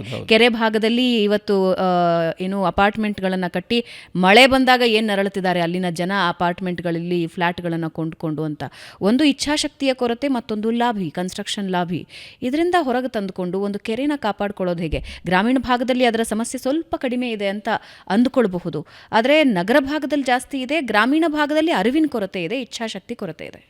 ಈಗ ಒಂದು ನಾವು ಹೇಳ್ತಿದ್ವಿ ಯಾವಾಗಲೂ ನೀರಿನ ಜಾಗೃತಿಗೆ ನಾವು ಸ್ಲೈಡ್ ಶೋ, ಭಾಷಣ ಇದೆಲ್ಲ ಪ್ರಯೋಜನ ಇಲ್ಲ, ಒಳ್ಳೆ ಬರಗಾಲ ಬರಬೇಕು ಅಂತ. ಒಳ್ಳೆ ಬರಗಾಲ ಬಂದರೆ, ಉದಾಹರಣೆಗೆ ನಾವು ಸೋಪ್ ಹಚ್ಕೊಂಡು ಸ್ನಾನಕ್ಕೆ ನಿಂತಾಗ ನಳದಲ್ಲಿ ನೀರು ಬರೋದು ಬಂದಾದಾಗ ಆಗ ನೀರಿನ ಮೇಲೆ ಗೊತ್ತಾಗುತ್ತೆ. ಹಾಗೆ ಯೋಚನೆ ಮಾಡ್ತಿದ್ವಿ. ಬರಗಾಲ ಬಂತು 2016. ಅವತ್ತಿಂದ ಕೂಡ ಕರ್ನಾಟಕದಲ್ಲಿ ನೀರಿನ ಒಂದಿಷ್ಟು ಕೆಲಸಗಳು ಖಾಸಗಿ ಮಟ್ಟದಲ್ಲಿ ನಡೀತಾ ಹೋಯಿತು. ಕೆರೆಗೆ ಸಮಸ್ಯೆ ಇದೆ. ನೀವು ಹೇಳಿದಾಗೆ ಒಂದು ಕ್ಯಾಚ್ಮೆಂಟ್ ಏರಿಯಾ ತಪ್ಪೋಗಿದೆ, ರಸ್ತೆ ಆಗಿಯೋ ಬೇರೆ ಬೇರೆ ಕಾರಣಕ್ಕಾಗಿ ನೀರು ಎಲ್ಲೋ ಹೊರದು ಹೋಗ್ತಾ ಇದೆ. ಅದನ್ನು ಗಮನಿಸಿ, ಅದೇ ಕೆರೆಯನ್ನು ಓದಿ ಅದಕ್ಕೆ ನೀರು ಬರುವಾಗೆ ಮಾಡುವಂಥದ್ದು ಮುಖ್ಯವಾದ ಕೆಲಸ. ಅದಕ್ಕೆ ಆಯಾ ಹಳ್ಳಿಗರು ಹಿರಿಯರು ಏನಿದ್ದಾರೆ ಅವ್ರಿಗೆ ಗೊತ್ತಿದೆ, ಯಾವ ಗುಡ್ಡದಲ್ಲಿ ಮಳೆ ಬಂದರೆ ಹೇಗೆ ಕೆರೆ ತುಂಬುತ್ತೆ ಅನ್ನೋದು ಗೊತ್ತಿದೆ. ಅವ್ರು ಇಟ್ಕೊಂಡು ಆ ಕೆಲಸ ಆಗಬೇಕು. ಕೇವಲ ಇಂಜಿನಿಯರು, ಸರ್ಕಾರ ಹೋದರೆ ಆಗೋದಿಲ್ಲ. ಹಾಗಾಗಿ ಜನಸಹಭಾಗಿತ್ವ ಅತ್ಯಂತ ಮುಖ್ಯ. ನಾಳೆ ಕೆರೆ ಮಾಡಿದರೂ ನಿರ್ವಹಣೆಗೂ ಅಷ್ಟೇ ಮುಖ್ಯ. ಆದ್ದರಿಂದ ಅವರನ್ನು ಇಟ್ಕೊಂಡು ಹೋಗಬೇಕಾದ್ದು. ಮತ್ತು ಪ್ರತಿ ಕೆರೆ ಹಿಂಭಾಗದಲ್ಲಿರುವ ಕ್ಯಾಚ್ಮೆಂಟ್ ಏರಿಯಾ ಇದೆಯಲ್ಲ, ಅಲ್ಲಿ ಬರುವ ಮಳೆ ಮತ್ತು ಅಲ್ಲಿರುವಂಥ ಮಣ್ಣು ಅದು ಕೆರೆಯ ಮೇಲೆ ಪರಿಣಾಮ ಬೀಳುತ್ತೆ. ಬ್ಲ್ಯಾಕ್ ಕಾಟನ್ ಸಾಯಿಲ್ ಏರಿಯಾದಲ್ಲಿ ಮಳೆ ಕಡಿಮೆ ಇರುತ್ತೆ, ನೀರು ಬರುವ ರೀತಿ ರಭಸದಿಂದ ಇದ್ದಾಗ ಹೂಳು ದೊಡ್ಡ ಪ್ರಮಾಣದಲ್ಲಿ ಬಂದುಬಿಡುತ್ತೆ. ಅದನ್ನು ತಡೆಗೆ ಏನು ಮಾಡಬೇಕು ಅನ್ನೋದು ಇರುತ್ತೆ. ಅದು ಜಾಗೃತಿ ಹಳ್ಳಿಯಲ್ಲಿರುತ್ತೆ. 1 ಚದರ ಮೀಟರ್ ಜಾಗದಲ್ಲಿ 1 ಮಿಲಿಮೀಟ್ರ್ ಮಳೆ ಬಿದ್ದರೆ 1 ಲೀಟರ್ ನೀರಾಗುತ್ತೆ. ಕರ್ನಾಟಕದಲ್ಲಿ 1 ಚದರ ಮೀಟರ್ ಜಾಗದಲ್ಲಿ 300 ಲೀಟರ್ ಬೀಳುವಂಥ ಬಾಂಡ್ರಾವಿ ಅಂತ ಚಿತ್ರದುರ್ಗದ ಜಾಗವೂ ಇದೆ. 1 ಚದರ ಮೀಟರ್ದಲ್ಲಿ 10,000 12,000 ಲೀಟರ್ ಬೀಳುವಂಥ ಆಗುಂಬೆ ಪ್ರದೇಶವೂ ಇದೆ. ಒಂದೊಂದು ಎಕರೆಗೆ ಕನ್ವರ್ಟ್ ಮಾಡಿದಾಗ 15ರಿಂದ 20 ಲಕ್ಷ ಲೀಟರ್ ನೀರಿಂದ ಶುರುವಾಗಿ 1.5 ಕೋಟಿ ಲೀಟರ್ ಒಂದು ಎಕರೆಯಲ್ಲಿ 114 ಮಳೆ ದಿನಗಳು ಬೇರೆ ಬೇರೆ ಏರಿಯಾಕ್ಕೆ ಬೇರೆ ಬೇರೆ ಆಗುತ್ತೆ. ಅಷ್ಟು ನೀರು ಬೀಳುತ್ತೆ. ಮೊದಲು ಕೆರೆಗೆ ಹೋಗ್ತಿತ್ತು, ಎಲ್ಲ ಹೋಗ್ತಿದೆ. ಈಗ ತಪ್ಪಿ ಹೋದ ಜಲಸಂಚಾರವನ್ನು ವಾಪಸ್ ಜೀವ ಸಂಚಾರ ತರಬೇಕು. ನಾವು ಆ ಕೆರೆಗಳಿಗೆ ತರಿಸ್ಬೇಕು. ಅಲ್ಲಿ ಸಮಸ್ಯೆ ಇದೆ. ಕೆಲವು ನಾಲೆಗಳಾಗಿ ಒಡೆದೋಗಿದೆ, ಕೆಲವು ಅತಿಕ್ರಮಣ ಆಗಿದೆ. ಇದೆಲ್ಲ ಉಳ್ಳವರ ಈಗ ನ್ಯಾಯ ಉಳ್ಳವರ ಪರವಾಗಿದ್ದು ಬಿಡ್ತದೆ ಎಷ್ಟೋ ಸಂದರ್ಭ ನಾವು ನೋಡ್ತೀವಿ. ಮತ್ತು ಇನ್ನೊಂದು ನಾವು ಹೇಳ್ತೀವಿ, ಅತಿಕ್ರಮಣದ ಕೆರೆಗಳ ವಿಚಾರದಲ್ಲಿ ಒಂದು 10 ಎಕರೆಯಲ್ಲಿ 1 ಎಕರೆ ಅತಿಕ್ರಮಣ ಆಗಿದ್ದರೆ ಆ 1 ಎಕರೆಗಾಗಿ 15 ವರ್ಷ ನಾವು ಒದ್ದಾಡೋ ಬದಲು ಇರುವ 9 ಎಕರೆಯನ್ನು ಮೊದಲು ಹೂಳು ತೆಗೆದುಬಿಟ್ರೆ ಅವನು 1 ಎಕರೆಯನ್ನು ಬಿಟ್ಟುಕೊಡೋ ಸಂದರ್ಭಗಳು ಇರುತ್ತೆ. ಆ ಥರದ ಅನುಭವಗಳು ಆಗಿದೆ. ಮೊದಲು ಕೆರೆ ಮಾತು ಅವನು ಯಾರು ಹಾಳಾಗಿರುತ್ತೆ ನೋಡಿ. ಒಂದು ಉದಾಹರಣೆಗೆ, ಒಂದು ಬಡಾವಣೆ ಮಧ್ಯೆ ಒಂದು ಕೆರೆ ಹಾಳಾಗಿದೆ ಅಂದರೆ ಕಸ ತುಂಬಕ್ಕೆ ಶುರು ಮಾಡ್ತಾರೆ. ಕಸ ತುಂಬಕ್ಕೆ ಶುರು ಮಾಡಿದಾಗ ಅಲ್ಲಿ ಸೊಳ್ಳೆಗಳು ಜಾಸ್ತಿ ಆಗ್ತವೆ. ಒಂದು ಬಡಾವಣೆಯವರು ಮಣ್ಣು ಹಾಕೋದೇ ಒಳ್ಳೆಯದು ಅಂತ, ಕೆರೆಗಿಂತ ಮಣ್ಣು ಹಾಕೋದು ಒಳ್ಳೆಯದು ಅಂತ ನಿರ್ಧಾರ ಮಾಡಿಬಿಡ್ತಾರೆ. ಕೆರೆಯನ್ನು ಚೆನ್ನಾಗಿ ನಿರ್ವಹಣೆ ಮಾಡೋದಕ್ಕೆ ಕಲ್ತ್ರೆ ಇದಿಷ್ಟು ಭಾಗನೂ ಮಾಡೋಣ ಅಂತ ಒಂದು ಆಸಕ್ತಿ ಬರುತ್ತೆ. ಕೆರೆ ಒಂದು ಹೂಳು ತೆಗೆದು ಅಲ್ಲಿ ನೀರು ತುಂಬಿದಾಗ ಸುತ್ತಲಿನ ಬಾವಿಗಳಲ್ಲಿ, ಕೊಳವೆ ಬಾವಿಗಳಲ್ಲಿ ನೀರಾಗುತ್ತೆ. ಇದನ್ನು ಅರ್ಥ ಮಾಡ್ಕೊಳ್ತಾರೆ. ಇದು ಒಂದು ಪ್ರದೇಶದ, ಇಡೀ ಪ್ರದೇಶದ, ನೀವು ಮದಗ ಅಂತಿದೆ ಈ ಚಿಕ್ಕಮಗಳೂರು ಜಿಲ್ಲೆಯ ಮದಗದ ಕೆರೆ ತುಂಬಿದರೆ ಅದು ಸುಮಾರು ಒಂದು 30 ಕೆರೆಗಳಿಗೆ ನೀರು ಹರಿದು ಕಡೂರುವರೆಗೆ ಬರ್ತದೆ. ಆ ಕೆರೆ ನೀರು ತುಂಬಿದಾಗ ಸುತ್ತಲಿನ ಎಲ್ಲ ಕೊಳವೆ ಬಾವಿಗೆ ನೀರು ಹಾಕ್ತದೆ. ಅಂದರೆ ಕೆರೆ ಕೃಷಿಯ ಜೊತೆಗೆ, ಕೊಳವೆ ಬಾವಿ ಜೊತೆಗೆ, ಹೋಟೆಲ್ನ ಜೊತೆಗೆ ಮಾತಾಡ್ತಾ ಇರ್ತದೆ. ಇದು ಜನಕ್ಕೆ ಗೊತ್ತಿದೆ. ನಮ್ಮ ಕೆಲಸ ಮಾತಾಡಿ ಅನುಭವ ಇದೆಯಲ್ಲ ಕೆರೆದು, ಆ ಅನುಭವ ಇಟ್ಕೊಂಡವರು ಅನುಭವ ಜ್ಞಾನಕ್ಕೆ ಬೆಲೆ ಕೊಟ್ಕೊಂಡು ನಿಧಾನಕ್ಕೆ ಸಣ್ಣ ಸಣ್ಣ ಕೆಲಸಗಳು ಹಳ್ಳಿಯಲ್ಲಿ ಮಾಡ್ತಾ ಹೋದರೆ ಒಂದಿಷ್ಟು ಕೆಲಸ ಸಾಧ್ಯ ಇದೆ. ಹಾಗಾಗಿ ಕೆರೆಯಲ್ಲಿ ಇಳಿದು ಹೇಳುವ ಕೆಲಸ ಅತ್ಯಂತ ಮುಖ್ಯವಾದ್ದು. ಅದಕ್ಕೆ ಊರವರೇ ನೇತಾರರಾಗಬೇಕು. ಕೆಲವು ಯುವಕರಿಗೆ ಆಸಕ್ತಿ ಇದೆ ಇವತ್ತು, ಏನೋ ಮಾಡಬೇಕು ಜೀವನದಲ್ಲಿ ಅಂತ. ನಾವು ಪ್ರೋತ್ಸಾಹ ಕೊಡಬೇಕು, ಮಾರ್ಗದರ್ಶನ ಮಾಡಿ. ಅಷ್ಟು ಮಾಡಿದ್ರೆ ಕೆಲವೊಂದಷ್ಟು ಸರ್ಕಾರದಿಂದಲೂ ಸಹಾಯ ಬರಬೇಕು, ಜೊತೆಗೆ ಕೆಲವೊಂದು ಖಾಸಗಿ ಸಂಸ್ಥೆಗಳು ಕೂಡ ಕೈ ಜೋಡಿಸಬೇಕು. ಖಂಡಿತ ಅದು ಮಾಡಬಹುದು. ಇನ್ನೊಂದು ಕುತೂಹಲ ಅಂದರೆ, ಈ ಬೆಂಗಳೂರಿನಲ್ಲಿ ಕೆರೆಗಳು ಅಂತ ಹೇಳಿದ್ರೆ ಅದೊಂದು ಫ್ಯಾನ್ಸಿ ಜಾಗ ಆಗಿಬಿಡಿದೆ ಇತ್ತೀಚಿನ ದಿನಗಳಲ್ಲಿ. ಹೆಚ್ಚಿನ ವಾಕಿಂಗ್ ಪಾತ್ಗೆ, ಅಫ್ಕೋರ್ಸ್ ವಾಕಿಂಗ್ ಪಾತ್ ಇರಬೇಕು, ಇಲ್ಲ ಅಂತಲ್ಲ, ವಾಕಿಂಗ್ ಪಾತ್ಗೆ ಮತ್ತು ಫ್ಯಾನ್ಸಿ ಗಿಡಗಳನ್ನು ನೆಡೋದಕ್ಕೆ ಕೊಡುವಂತಹ ಗಮನ ಕೆರೆಯಲ್ಲಿ ಹೂಳು ತೆಗೆಯೋದಕ್ಕೆ ಕೊಡೋದಿಲ್ಲ. ಇಲ್ಲಿ ಕೆರೆ ಹೂಳು ತೆಗೆಯೋದು ಅಂತಿದೆಯಲ್ಲ, ನಾವು ಆ ಹೂಳು ತೆಗೆಯೋದು ಅಂದರೆ ಏನು ಅರ್ಥ ಮಾಡ್ಕೊಂಡಿದ್ದೀವಿ, ಕೆಲವರು ಈಗಿರೋ ಸಿಲ್ಟನ್ನು ಒಂದು JCBಯಿಂದನೋ ಏನು ಮಾಡಿ ಎತ್ತೋದು ಅಂತ ತಿಳ್ಕೊಂಡಿದ್ದೀವಿ ಅಲ್ವಾ. ಆಡಳಿತದಲ್ಲಿ ಹೂಳು ತೆಗೆಯೋದು ಅಂದರೆ ಬೇರೆ ಅರ್ಥ ಇದೆ. 80ರ ದಶಕದ ನಂತರ ಕರ್ನಾಟಕದಲ್ಲಿ ಒಂದು ಕೆರೆಗೆ 2 ಕೋಟಿ ರೂಪಾಯಿ ಮಂಜೂರಿ ಆಯಿತು ಅಂತಂದರೆ ಹೂಳು ತೆಗೆಯೋದಕ್ಕಾಗಿ 20 ಲಕ್ಷ ರೂಪಾಯಿ ಮಾತ್ರ ಖರ್ಚು ಮಾಡ್ತಾರೆ. ಇದು ನೆನಪಿರಲಿ. ಬೋರ್ಡು ಹೂಳು ತೆಗೆಯೋದಕ್ಕೆ ಅಂತಿದೆ. ಹಾಗಾದರೆ ಉಳಿದಿದ್ದು 1,80,00,000 ಏನಾಗುತ್ತೆ ಅಂತ ಕೇಳ್ಬೋದು ನೀವು. ಅವರು ಒಂದು ಪ್ಲ್ಯಾನ್ ಮಾಡಿದ್ದಾರೆ. ಏನಪ್ಪ ಅಂತಂದರೆ ಕೆರೆಯ ಸೌಂದರ್ಯೀಕರಣ, ಪಿಚ್ಚಿಂಗು, ಮತ್ತೊಂದು ಅಂತೇಳಿ ಕಾಲುವೆ, ಮತ್ತೊಂದು ಅಂತೇಳಿ ಅದು ಖರ್ಚು ಮಾಡ್ತಾರೆ. ಹಾಗಾಗಿ ಕೆರೆ ನಿಮ್ಮ ಉದ್ದೇಶ ಏನು, ಕೆರೆ ಆಳಕ್ಕೆ ಹೂಳು ತೆಗೆದು ಹೆಚ್ಚು ನೀರು ನಿಲ್ಲುವ ಹಾಗೆ ಮಾಡಿ ಸುರಕ್ಷಿತವಾಗಿ ಹೂಳು ತೆಗೆಯೋದು, ಇಷ್ಟೇ ನಾವು ಯೋಚನೆ ಮಾಡ್ತೀವಿ. ಇವತ್ತು ಎಷ್ಟು ಹೂಳು ತೆಗೆದಿದೆಯಾ ಅಂತ ಲೆಕ್ಕ ಕೇಳಿದರೆ, ಎಷ್ಟು ಕ್ಯೂಬಿಕ್ ಮೀಟ್ರು ಅಂತ ಬಾಯಲ್ಲಿ ಹೇಳಿದ್ರೆ ಅದು ಕಡೆಗೆ ನಂಬೋದ ಸ್ಥಿತಿ ಬಂದುಬಿಡುತ್ತೆ. ಈಗ ಏನು ಪ್ಲ್ಯಾನ್ ಮಾಡಿದ್ದಾರೆ ಅಂತಂದರೆ 10 ಲಕ್ಷ, 1 ಕೋಟಿಯಲ್ಲಿ 10 ಲಕ್ಷನೋ 15 ಲಕ್ಷ ರೂಪಾಯಿ ಮಾತ್ರ ಹೂಳು ತೆಗೆಯೋದಕ್ಕಿಟ್ಟು ಉಳಿದ ಹಣವನ್ನು ಸೌಂದರ್ಯೀಕರಣಕ್ಕೆ ಬಳಸಿಬಿಡ್ತಾರೆ. ಇದು 80ರ ದಶಕದಿಂದ ಮಾಡ್ತಾ ಇರೋ ತಪ್ಪುಗಳು. ಸರ್, ಸೌಂದರ್ಯೀಕರಣ ತಪ್ಪು ಅಂತ ನಾನು ಹೇಳ್ತಾ ಇಲ್ಲ, ಆದರೆ ಕೆರೆಯಲ್ಲಿ ನೀರು ನಿಲ್ತಾ ಇಲ್ಲ, ಹಾಗಾಗಿ ಅಂದ್ರೆ ಅದು ಹಿಂಗ್ ಬರ್ತಾ ಇದೆ ಇಲ್ಲಿ, ಅಂದ್ರೆ ಕಡಿಮೆ ಆಗ್ತಾ ಇದೆ, ನೀರಿನ ಪ್ರಮಾಣ ಕಡಿಮೆ ಆಗ್ತಾ ಇದೆ. ನಮ್ಮ ಕೆರೆಗಳು ಬಿಂದಿಗೆ ಆಗಿತ್ತು, ಈಗ ತಟ್ಟೆ ಆಗಿದೆ. ಬಿಂದಿಗೆ ಆಳವಾಗಿತ್ತು, ಈಗ ತಟ್ಟೆ ಆಗಿದೆ. ಈಗ ನಮ್ಮದು ಏನಪ್ಪ ಅಂತಂದರೆ ಇನ್ನೂ ಇದಿದೆ, ಕೆರೆಯಲ್ಲಿ ಯಾರು ಬಿದ್ದು ಸತ್ತುಬಿಟ್ರೆ ಏಕದಮ್ ಕೆರೆಗಳೇ ಬೇಡ ಅನ್ನೋ ರೀತಿಯಲ್ಲಿ ಸುತ್ತಲಿನ ಬಡಾವಣೆ ಜನ ಮಾತಾಡೋಕ್ಕೆ ಶುರು ಮಾಡಿಬಿಡ್ತಾರೆ. ಅಂದರೆ ನೀರಿನ ವಿಚಾರದಲ್ಲಿ ಎಷ್ಟು ಮುಖ ಇದೆ ಅಂತಂದರೆ, ಇವತ್ತು ಸೌಂದರ್ಯೀಕರಣ ಸುತ್ತಲೂ ಮಾಡ್ಬೋದು, ಬೇರೆ ಜಾಗದಲ್ಲಿ ಸುತ್ತಲೂ ಮಾಡ್ಬೋದು, ಆದರೆ ಕೆರೆಯನ್ನು ಅತಿಕ್ರಮಿಸಿ ಅದು ಆಗಬಾರ್ದು. ಕೆರೆಯ ಜಾಗ ನೀರುಳಿಯೋ ವಾಟರ್ ಬಾಡೀಸ್ ಎಲ್ಲಿರಬೇಕೋ ಅದಷ್ಟು ಜಾಗಕ್ಕೆ ಹೂಳು ತೆಗೆಯೋ, ಆಳಕ್ಕೆ ಹೂಳು ತೆಗೆಯುವಂಥ ಕೆಲಸ ಆಗಬೇಕು. ಅದಾದರೆ ಮಾತ್ರ ಕೆರೆಯ ಪುನರುಜ್ಜೀವನ ನಿಜವಾದ ಪುನರುಜ್ಜೀವನ ಆಗುತ್ತೆ. ಅದು ಆಳಕ್ಕೆ ನೀರು ಇಂಗಿಸೋದ್ರಿಂದ ಅದು ಕೊಳವೆ ಬಾವಿಗೆ ನೀರು ಇರೋದಕ್ಕೆ ಸಾಧ್ಯ ಆಗುತ್ತೆ. ನೀರು ಇಂಗಿಸೋದ್ರ ಬಗ್ಗೆ ನೀವು ಮಾತಾಡ್ತಾ ಇದ್ರಿ. ಇವತ್ತಿನ ಬೆಂಗಳೂರು ಅಥವಾ ನಗರ ಪ್ರದೇಶಗಳಲ್ಲಿ ನೀವು ನೋಡ್ತಾ ಹೋದರೆ ಎಲ್ಲಿ ನೋಡಿದ್ರು ಸಿಮೆಂಟ್ ರೋಡ್ಗಳು. ನೀರು ಹಿಂಗೋದಾದರೂ ಎಲ್ಲಿ ಭೂಮಿಯೊಳಗೆ. ಈಗ ಗ್ರೌಂಡ್ ವಾಟರ್ ಅಂತರ್ಜಲ ಚೆನ್ನಾಗಿ ಆಗಬೇಕು ಏನು ನಗರ ಪ್ರದೇಶದಲ್ಲಿ, ಹೌದು, ಆ ನೀರು ಇಂಗೋದಕ್ಕೂ ಒಂದು ವ್ಯವಸ್ಥೆ ಇಲ್ಲ, ಅಥವಾ ಆ ನೀರು ಹೋಗೋದಕ್ಕೆ ಏನು ವ್ಯವಸ್ಥೆ ಮಾಡಿದಾರೋ ಅದರ ನಿರ್ವಹಣೆ ಕೂಡ ಇಲ್ಲ. ಹೋಗೋದಾದರೂ ಎಲ್ಲಿಗೆ ನೀರು? ನಾವು ಮಣ್ಣನ್ನೇ ಕಾಣೋದಿಲ್ಲ, ಅಂಥ ಸ್ಥಿತಿಯಲ್ಲಿ ಮಣ್ಣು ಕಾಣೋದೇ ಇಲ್ಲ. ಹಾಗಾಗಿ ವಾಟರ್ ಹಾರ್ವೆಸ್ಟಿಂಗ್ ಬಗ್ಗೆ ಹೆಚ್ಚು ಜಾಗೃತಿ ರೂಲ್ಸ್ಗಳು ಎಲ್ಲ ಬಂದಿದೆ, ಕಾಗದ ಪತ್ರಗಳಲ್ಲಿ ಎಲ್ಲದೂ ಇರುತ್ತೆ. ನಾನು ಆಗಲೇ ಹೇಳಿದ್ನಲ್ಲ, ಒಂದೊಂದು ದೊಡ್ಡ ದೊಡ್ಡ ಕಟ್ಟಡ 5-10 ಸಾವಿರ ಚದರಡಿಯ ಕಟ್ಟಡಗಳಲ್ಲಿ ಬೀಳೋ ನೀರು, ಲಕ್ಷಾಂತರ ಲೀಟರ್ ನೀರು ಬೀಳುತ್ತೆ. ಅದನ್ನು ಸಂಪುಗಳಲ್ಲಿ ಹಿಡಿದಿಡ್ಬೋದು, ಸ್ವಚ್ಛ ಮಾಡಿ ಇಟ್ಕೋಬೋದು, ಅದನ್ನೇ ಕುಡಿಯೋದಕ್ಕೆ ಬಳಸ್ಬೋದು, ದಿನ ಬಳಕೆಗೆ ಬಳಸ್ಬೋದು. ಹೆಚ್ಚಿನ ನೀರನ್ನು ಭೂಮಿಗೆ ಇಂಗಿಸ್ಬೋದು, ಕೊಳವೆ ಬಾವಿಗೆ ಮರುಪೂರ್ಣ ಮಾಡ್ಬೋದು, ಅಥವಾ ಒಳ್ಳೆಯ ನೀರನ್ನು ನೇರವಾಗಿ ಕೆರೆಗಳಿಗೆ ತಗೊಂಡು ಹೋಗ್ಬೋದು. ಯಾಕೆಂದರೆ ನಮ್ಮ ನೀರು, ಚಾವಣಿಯಲ್ಲಿ ಬಿದ್ದ ನೀರು ಹೊಲಸಾಗೋದು ಯಾವಾಗ? ಪಕ್ಕದ ಗಟಾರಕ್ಕೆ ಬಿದ್ದು ಏನು ಕೊಳಚೆ ಸೇರಿಸ್ಕೊಂಡು ಪ್ಲಾಸ್ಟಿಕ್ಕನ್ನು ತಗೊಂಡು ಸೀದಾ ಕೆರೆಗೆ ಹೋಗಿ ಅಲ್ಲಿ ಕೆರೆಗೂ ಬೆಂಕಿ ಬೀಳುವ ಸ್ಥಿತಿ ಬರುತ್ತೆ. ಸರಿಯಾದ ಪೈಪ್ ಜೋಡಣೆ ಮಾಡಿ ದೊಡ್ಡ ಬಿಲ್ಡಿಂಗ್ಗಳಿಂದ ಹತ್ತಿರದ ಕೆರೆ ಕೊಟ್ಟರೆ ಸ್ವಚ್ಛವಾದ ನೀರೇ ಕೆರೆಯಲ್ಲಿರುತ್ತೆ. ನಾವು ಕೆರೆಗಳನ್ನು ಏನು ಮಾಲಿನ್ಯ ಮಾಡ್ತಾ ಇರೋದು ಇದೇ ಕಾರಣಕ್ಕೆ. ಹಾಗಾಗಿ ನಮ್ಮ ಎಲ್ಲ ಕಡೆ ಕಾಂಕ್ರೀಟ್ ರೋಡ್ಗಳನ್ನು ಮಾಡಿ ಇದು ಮಾಡಿಬಿಟ್ಟಿದ್ದೀವಿ, ನೀರೆಲ್ಲ ಹರಿದು ಹೋಗುವಾಗೆ ಮಾಡಿಬಿಟ್ಟಿದ್ದೀವಿ. ಆದರೆ ಅಲ್ಲಲ್ಲೇ ನೀರು ಇಂಗುವಾಗೆ ಮಾಡಿದರೆ, ಈಗ ನೋಡಿ, ಒಂದು ಕಟ್ಟಿಗೆ ಹೊರೆಯನ್ನು ಕೊಟ್ಟು ಅದನ್ನು ಕಟ್ ಮಾಡಿ ಮುರಿರಿ ಅಂತ ಕೈಯಲ್ಲಿ ಅಂದರೆ ಆಗಲ್ಲ. ಒಂದೊಂದು ಕೋಲನ್ನು ಕೊಟ್ಟರೆ ಅವ್ರು ಮುರಿದು ಬಿಡ್ಬೋದು. ಹಾಗಾಗಿ ಬಿದ್ದ ನೀರನ್ನು ಬಿದ್ದಲ್ಲೇ ಇಂಗಿಸ್ಬೇಕು. ಇನ್ಸಿಟು ಕನ್ಸರ್ವೇಷನ್ ಅಂತ ಹೇಳ್ತೀವಿ. ಗುಡ್ಡದ ತಲೆಯಲ್ಲಿ ನೀರು ಇಂಗಿಸಿದರೆ ಕೆಳಗಡೆ ಇರೋರಿಗೆ ನೀರು ಬರುತ್ತೆ. ನಮ್ಮ ಕೆಲಸ ಏನು ಮಾಡಿದ್ವಿ, ಕೆರೆಯಲ್ಲಿ ಹಿಡಿಯೋಕ್ಕಷ್ಟೇ ಹೋದರೆ ಆಗೋದಿಲ್ಲ, ಅಲ್ಲಿ ಇಂಗಿಸ್ಬೇಕು. ಅಂಥದ್ದೊಂದು ಯೋಚನೆ ಮಾಡಿದರೆ ಇಷ್ಟೆಲ್ಲ ಈ ಮಳೆ ಬೆಂಗಳೂರಿಗೆ ಕಡಿಮೆ ಆಗಿಲ್ಲ, ಕಡಿಮೆ ಆಗಿಲ್ಲ. ಅದು ಯಾವಾಗ ಬೇಕಾದ್ರೂ ಬರ್ಬೋದು. 1200 ಮಿಲಿಮೀಟ್ರ್ ಮಳೆ ಬಂದ ಉದಾಹರಣೆಗಳಿದೆ ಇಲ್ಲಿ. ಮೊದಲು ಕಡಿಮೆ ಇತ್ತು, 740 ಎಷ್ಟೋ ಮಿಲಿಮೀಟ್ರ್ ಆಗ್ತಿತ್ತು. ಈಗ ಮಳೆ ಜಾಸ್ತಿ ಆಗ್ತಾಯಿದೆ. ಜಾಸ್ತಿ ಆಗಿರೋ ಮಳೆ ನೀರನ್ನು ನಾವು ಹಿಡ್ಕೋತೀವ? ಇಲ್ಲ. 10-15 TMC ನೀರನ್ನು ಚರಂಡಿ ಮೂಲಕ ಆಚೆಗೆಲ್ಲ ಕಳಿಸ್ತಾ ಇದ್ದೀವಿ. ಅದು ಪಕ್ಕದಲ್ಲಿ ಹೋಗಿ ಪ್ರವಾಹ ಆಗುತ್ತೆ. ಹಾಗಾಗಿ ನದಿ ಕಣಿವೆಯನ್ನು ಅಭಿವೃದ್ಧಿಗೆ ಬಳಸುವಾಗ ನೀರಿನ ನಡೆಯನ್ನು ಮರ್ತಿದ್ದೀವಿ. ಹಾಗಾಗಿ ವಾಟರ್ ಇಂಜಿನಿಯರಿಂಗ್ ಅನ್ನೋದಿಲ್ಲ ಇಲ್ಲಿ. ವಾಟರ್ ಇಂಜಿನಿಯರಿಂಗ್ ಬಗ್ಗೆ ಗಮನ ಕೊಟ್ಟಿಲ್ಲ ನಾವು. ಅದು ಕೊಟ್ಟರೆ ಮಾತ್ರ ನಮಗೆ ದೂರಿಂದ ಎಲ್ಲ ನೀರು ಬರಬೇಕು. ಬೆಂಗಳೂರಿಗೆ ಮೊದಲು ಹೆಸರುಘಟ್ಟದಿಂದ ನೀರು ಬರ್ತಿತ್ತು ಅಂತ ಕಾಣುತ್ತೆ. ಹಾಗೆ ಶುರುವಾಯಿತು ತಿಪ್ಪಗೊಂಡನಹಳ್ಳಿ ಜಲಾಶಯ, ಹೋಯಿತು ಮತ್ತೊಂದು 100 ಕಿಲೋಮೀಟ್ರು. ಈಗ ನಾವು ಶರಾವತಿ ಕಣಿವೆಯಲ್ಲಿ ನೀರು ಸಿಗುತ್ತೆ ಅಂತ ಅಲ್ಲಿಂದ ತರೋಕ್ಕೆ ಯೋಚನೆ ಮಾಡ್ತೀವಿ. ಅಲ್ಲೂ ಜನ ಬದುಕಿದ್ದಾರೆ, ಅಲ್ಲೂ ಶರಾವತಿಯ ಮಕ್ಕಳಿದ್ದಾರೆ, ಮೀನುಗಾರಿಕೆ ಇದೆ, ಕಾಡಿದೆ. ನಾವು ಹೀಗೆ ಇಲ್ಲಿ ಕಳ್ಕೊಂಡು ಅಲ್ಲೆಲ್ಲ ಹುಡುಕೋ ಬದಲು ಎಲ್ಲಿ ಕಳ್ಕೊಂಡಿದ್ದೀವೋ ಅಲ್ಲೇ ಹುಡುಕಬೇಕಲ್ಲ. ಜನಸಾಂದ್ರತೆ ಜಾಸ್ತಿ ಆಗಿದೆ, ಯೋಚನೆ ಮಾಡಬೇಕು. ಬೆಂಗಳೂರಿಗೆ ನೀರಿನ ವಿಚಾರದಲ್ಲಿ ಭವಿಷ್ಯ ಎಷ್ಟಿದೆ ಅಂತ ಬೇಕಾದ ಪಠ್ಯ ಯಾವುದು ಗೊತ್ತಾ? ಅದು ವಿಧಾನಸೌಧದಿಂದ ಹಿಡಿದು ಎಲ್ಲ ಕಡೆ ಬೇಕಾದ ಪಠ್ಯ ಬೆಂಗಳೂರಿನ ಜಲ ಭವಿಷ್ಯ ಏನು ಅನ್ನೋದು. ನಾವು ಮರುಭೂಮಿ ಆಗ್ತಾಯಿದೆ ಕರ್ನಾಟಕ. ಹಾಗಾಗಿ ನೀರಿಲ್ಲದೆ ಊರು ಕಟ್ಟೋಕ್ಕಾಗೋದೇ ಇಲ್ಲ. ಹಾಗಾಗಿ ಹಿಂದವರು ಕೆರೆ ಕಟ್ಟೆ ಊರು ಕಟ್ಟಿದ್ದಾರೆ. ಈಗ ನಾವು ಏನು ಕಟ್ಟೋಕ್ಕೂ ಕಾಂಪ್ಲೆಕ್ಸು ಮತ್ತೇನೋ ಮಾಲ್ಗಳನ್ನು ಕಟ್ಟಿ ಊರು ಕಟ್ಟೋಕೆ ಹೊರಟಿದ್ದೇವಲ್ಲ. ಹಾಗಾಗಿ ಕುಡಿಯೋದಕ್ಕೆ ನೀರು ಬೇಕೇ ಬೇಕು. ನಾವು ಕಬ್ಬಿಣವನ್ನು ಇಟ್ಟಿಗೆಯನ್ನು ಮತ್ತೊಂದು ತಿಂದು ಬದುಕೋಕ್ಕಾಗೋದಿಲ್ಲ. ಹಾಗಾಗಿ ಉಣ್ಣುವ ಆಹಾರಕ್ಕಾಗಿ ಕುಡಿಯುವ ನೀರಿಗಾಗಿ ಕೆರೆಗಳನ್ನು ಅಥವಾ ಜಲ ಸಂರಕ್ಷಣೆಯ ಕೆಲಸಗಳನ್ನು ಮಾಡಲೇಬೇಕು. ಬೆಂಗಳೂರಿನ ಮಳೆ ಬಗ್ಗೆ ನೀವು ಮೆನ್ಷನ್ ಮಾಡ್ತಾ ಇದ್ರಿ. ಇತ್ತೀಚಿನ ವರ್ಷಗಳಲ್ಲಿ ಹವಾಮಾನದಲ್ಲಿ ಆಗ್ತಾ ಇರೋ ವೈಪರೀತ್ಯಗಳನ್ನು ನಾವು ನೋಡ್ತಾ ಇದ್ದೀವಿ.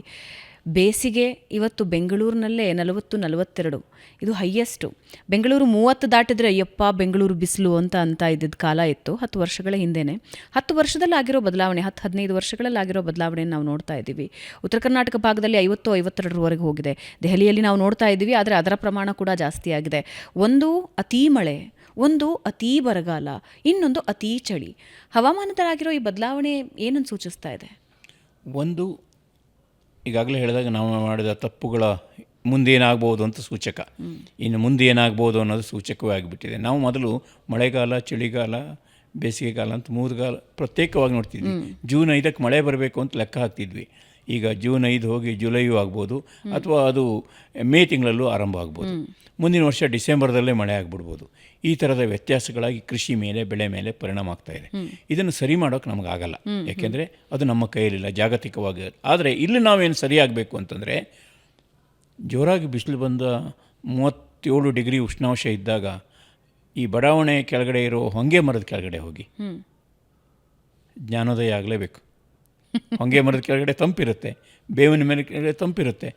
ಮರಗಳು ಪಾಠ ಹೇಳ್ತಾ ಇದ್ದಾವೆ. ಪಕ್ಕದಲ್ಲಿರೋ ಬಡಾವಣೆಗಳು ಎಷ್ಟು ತಂಪಿರುತ್ತೆ ಅಂತ ನೋಡ್ತಾ ಇದ್ದೀವಿ. ಹೆಚ್ಚೆಚ್ಚು ಮರಗಳನ್ನು ಉಳಿಸ್ಕೋಬೇಕು, ಬೆಳೆಸ್ಕೋಬೇಕು. ಆದರೆ ರಸ್ತೆ ಪಕ್ಕದ ಮರಗಳು ಸಂಕಟ ಯಾರು ಮೊಳೆ ಹೊಡಿತೀವಿ, ದಾರ ಕಟ್ತೀವಿ, ಬೇರಾಗಿತೀವಿ, ಮತ್ತೇನೋ ಮಾಡ್ತೀವಿ, ಕಾಂಕ್ರೀಟ್ ಹಾಕ್ತೀವಿ, ಅಲ್ಲಿ ಬುಡದಲ್ಲಿ ಇದನ್ನು ಹಾಕ್ಬಿಡ್ತೀವಿ, ಹಿಂಸೆ ಕೊಡ್ತಾ ಇದ್ದೀವಿ. ನನಗೆ ಈ ಮಲ್ಲೇಶ್ವರಂ ಭಾಗದಲ್ಲಿ ಓಡಾಡುವಾಗ ಎಷ್ಟು ಬೇಜಾರಾಗುತ್ತೆ ಅಂದರೆ, ಮರದ ಬೇರಿಗೆ ಕಾಂಕ್ರೀಟಿಂದ ಮುಚ್ಚಿಬಿಟ್ಟಿದ್ದಾರೆ. ಹೌದು. ಅವು ನೀರು ಕುಡಿಯೋಕೆ ಅವಕಾಶ. ಇಷ್ಟು ಗಾತ್ರದ ಮರ, ಬೃಹತ್ ಗಾತ್ರದ ಮರ, ಅದರ ಬುಡಕ್ಕೆ ಇವರು ಕಾಂಕ್ರೀಟ್ ಹಾಕಿ ಮುಚ್ಚಿದ್ದಾರೆ. ಹೌದು. ಹಾಗಾಗಿ ನಾನು ಈಗ ಅವಳು ಹೇಳ್ತೀನಿ, ಬೆಂಗಳೂರಿಗೆ ಕೆರೆಗೆ ಬೆಂಕಿ ಬಿತ್ತಲ್ಲ, ಹಾಗೆ ಯಾರೋ ಕೇಳಿದ್ರು ನನ್ನ ಹತ್ರ, ಸರ್ ಏನು ಹೇಳ್ತೀರಾ ಅಂತ. ಬೆಂಗಳೂರಲ್ಲಿ ಯಾರೆಲ್ಲ ಇದ್ದಾರೆ ಅಂತ ಕೇಳಿದೆ. ವಿಧಾನಸೌಧ ಇದೆ, ರಾಜ್ಯಪಾಲರು ಇದ್ದಾರೆ, ಹಿರಿಯ ಅಧಿಕಾರಿಗಳಿದೆ, ಎಲ್ಲದೂ ಬೆಂಗಳೂರಲ್ಲಿದ್ದಾರೆ. ಇದ್ದು ಆ ಕೆರೆಗೆ ಯಾರೂ ಇಲ್ಲ ಅನ್ನೋ ಸ್ಥಿತಿಗೆ ಬಂದಿದ್ದೆ. ಯಾಕೆ ತಡೆಯೋದಕ್ಕೆ ಸಾಧ್ಯ ಆಗ್ತಾ ಇಲ್ಲ? ನೀವು ಬೆಳ್ಳಂದೂರಿನ ಕೆರೆ ಬಗ್ಗೆ ಹೇಳ್ತಾ ಇದ್ರಿ. ಹೌದು. ಬೆಳ್ಳಂದೂರು ಕೆರೆ, ವೃಷಭಾವತಿ ಕೆರೆ, ನೀರಿನ ಸಂಸ್ಕರಣೆ ಬೆಂಗಳೂರು ಅಥವಾ ಕರ್ನಾಟಕದ ಪಾಲಿಗೆ ದೂರದ ಬೆಟ್ಟ ಅನ್ನೋ ಹಾಗಾಗಿದೆ. ಸಂಸ್ಕರಣೆ ಮಾಡಿ ನೀರನ್ನು ಬಿಡೋದರ ಬಗ್ಗೆ ಯಾರೂ ಗಮನ ಕೊಡ್ತಾ ಇಲ್ಲ, ಅಂದರೆ ಅದು ಸರಿಯಾಗಿ ಆಗ್ತಾ ಇಲ್ಲ. ನಾನು ಸರ್ ಕೆಲವೊಂದು ದೇಶಗಳಿಗೆ ಹೋದಾಗ, ಇತ್ತೀಚೆಗೆ ನಾನು ಮಲೇಷ್ಯಾ ಅನಿಸುತ್ತೆ ನಾನು ಹೋಗಿದ್ದು, ಮಲೇಷ್ಯಾಗೆ ಹೋದಾಗ ಸರ್, ಅಲ್ಲಿ ಕೂತ್ಕೊಳ್ಳೋದಕ್ಕೆ ಒಂದು ಜಾಗ ಮಾಡಿದರು. ಮಧ್ಯದಲ್ಲಿ ನೀರು ಹರಿತಾ ಇತ್ತು, ಬಹಳ ಸುಂದರವಾಗಿತ್ತು. ಅದಕ್ಕೊಂದಷ್ಟು ಲೈಟಿಂಗ್ ಎಲ್ಲ ವ್ಯವಸ್ಥೆ ಮಾಡಿದರು. ನಾನು ಅಂದ್ಕೊಂಡೆ ಯಾವುದೋ ಕೆನಾಲ್ ಹರಿತಾ ಇದೆ ಅಂತ. ಭಾಳ ಸೊಗಸಾಗಿದೆಯಲ್ಲ, ಕೂತ್ಕೊಳ್ಳೋದಕ್ಕೆ ವ್ಯವಸ್ಥೆ, ಇಷ್ಟಿಷ್ಟಾಗಲ್ಲ ಕೂರೋದಕ್ಕೆ ವ್ಯವಸ್ಥೆ ಮಾಡಿದ್ದಾರೆ, ಇಲ್ಲಿಂದ ನಿಂತು ನೋಡೋದಕ್ಕೆ ಒಂದು ವ್ಯವಸ್ಥೆ ಇದೆ, ಅದಕ್ಕೆ ಲೈಟಿಂಗ್ಸ್ ಮಾಡಿದ್ದಾರೆ, ಭಾಳ ಚೆನ್ನಾಗಿದೆ ರೀ ಅಂತ. ಅವ್ರು ಹೇಳಿದ್ರು ಇದು ಬಳಸಿದ ನೀರು ಹರಿತಾ ಇದೆ ಇಲ್ಲಿ ಅಂತ. ಅಲ್ಲಿ ಗೊಬ್ಬು ನಾರ್ತಾ ಇರುವಂತಹ ಯಾವುದೇ ವಾಸನೆ ಇಲ್ಲ, ಸೊಳ್ಳೆಗಳ ಕಾಟ ಇಲ್ಲ. ಆ ನೀರಿನ ಪಕ್ಕದಲ್ಲೇ ಈ ರೀತಿ ನೀವು ಕೂತಿರೋ ಹಾಗೆ ಕೂತು ಫ್ಯಾಮಿಲಿಗಳು ಹರಟೆ ಹೊಡಿತಾ ಇವೆ. ಇನ್ನೊಬ್ಬರು ನನ್ನ ಫ್ರೆಂಡ್ USA ತಮ್ಮ ತಾಯಿಯನ್ನು ಕರೆದುಕೊಂಡು ಹೋದಾಗ ಅವ್ರು ವಾಕ್ ಹೋಗಿ ವಾಪಸ್ ಬಂದಾಗ ಎಂಥ ಅದ್ಭುತವಾದ ಕೆರೆ, ಭಾಳ ಚೆನ್ನಾಗಿತ್ತು ಅಂದಿದ್ದಾರೆ. ಅಕ್ಕ ತಂಗಿಯರಿಗೆ ಇಬ್ಬರಿಗೂ ಕನ್ಫ್ಯೂಸ್ ಆಗಿದೆ, ಇಲ್ಲಿ ಕೆರೆ ಎಲ್ಲಿ ಬಂತು ಅಂತ. ಇಲ್ಲ, ನಾನು ಪಕ್ಕದಲ್ಲಿ ಹೋದೆ, ಒಂದು ಸ್ವಲ್ಪ ದೂರದಲ್ಲಿ ಕೆರೆ ಇದೆ ಅಂತ. ಅಮ್ಮ ಅದು ಕೆರೆ ಅಲ್ಲ, ಬಳಸಿದ ನೀರು ಹೋಗುವಂತಹ ಕಾಲುವೆ ಅಂತ ಹೇಳಿದ್ದಾರೆ. ಅಷ್ಟು ಸ್ವಚ್ಛ.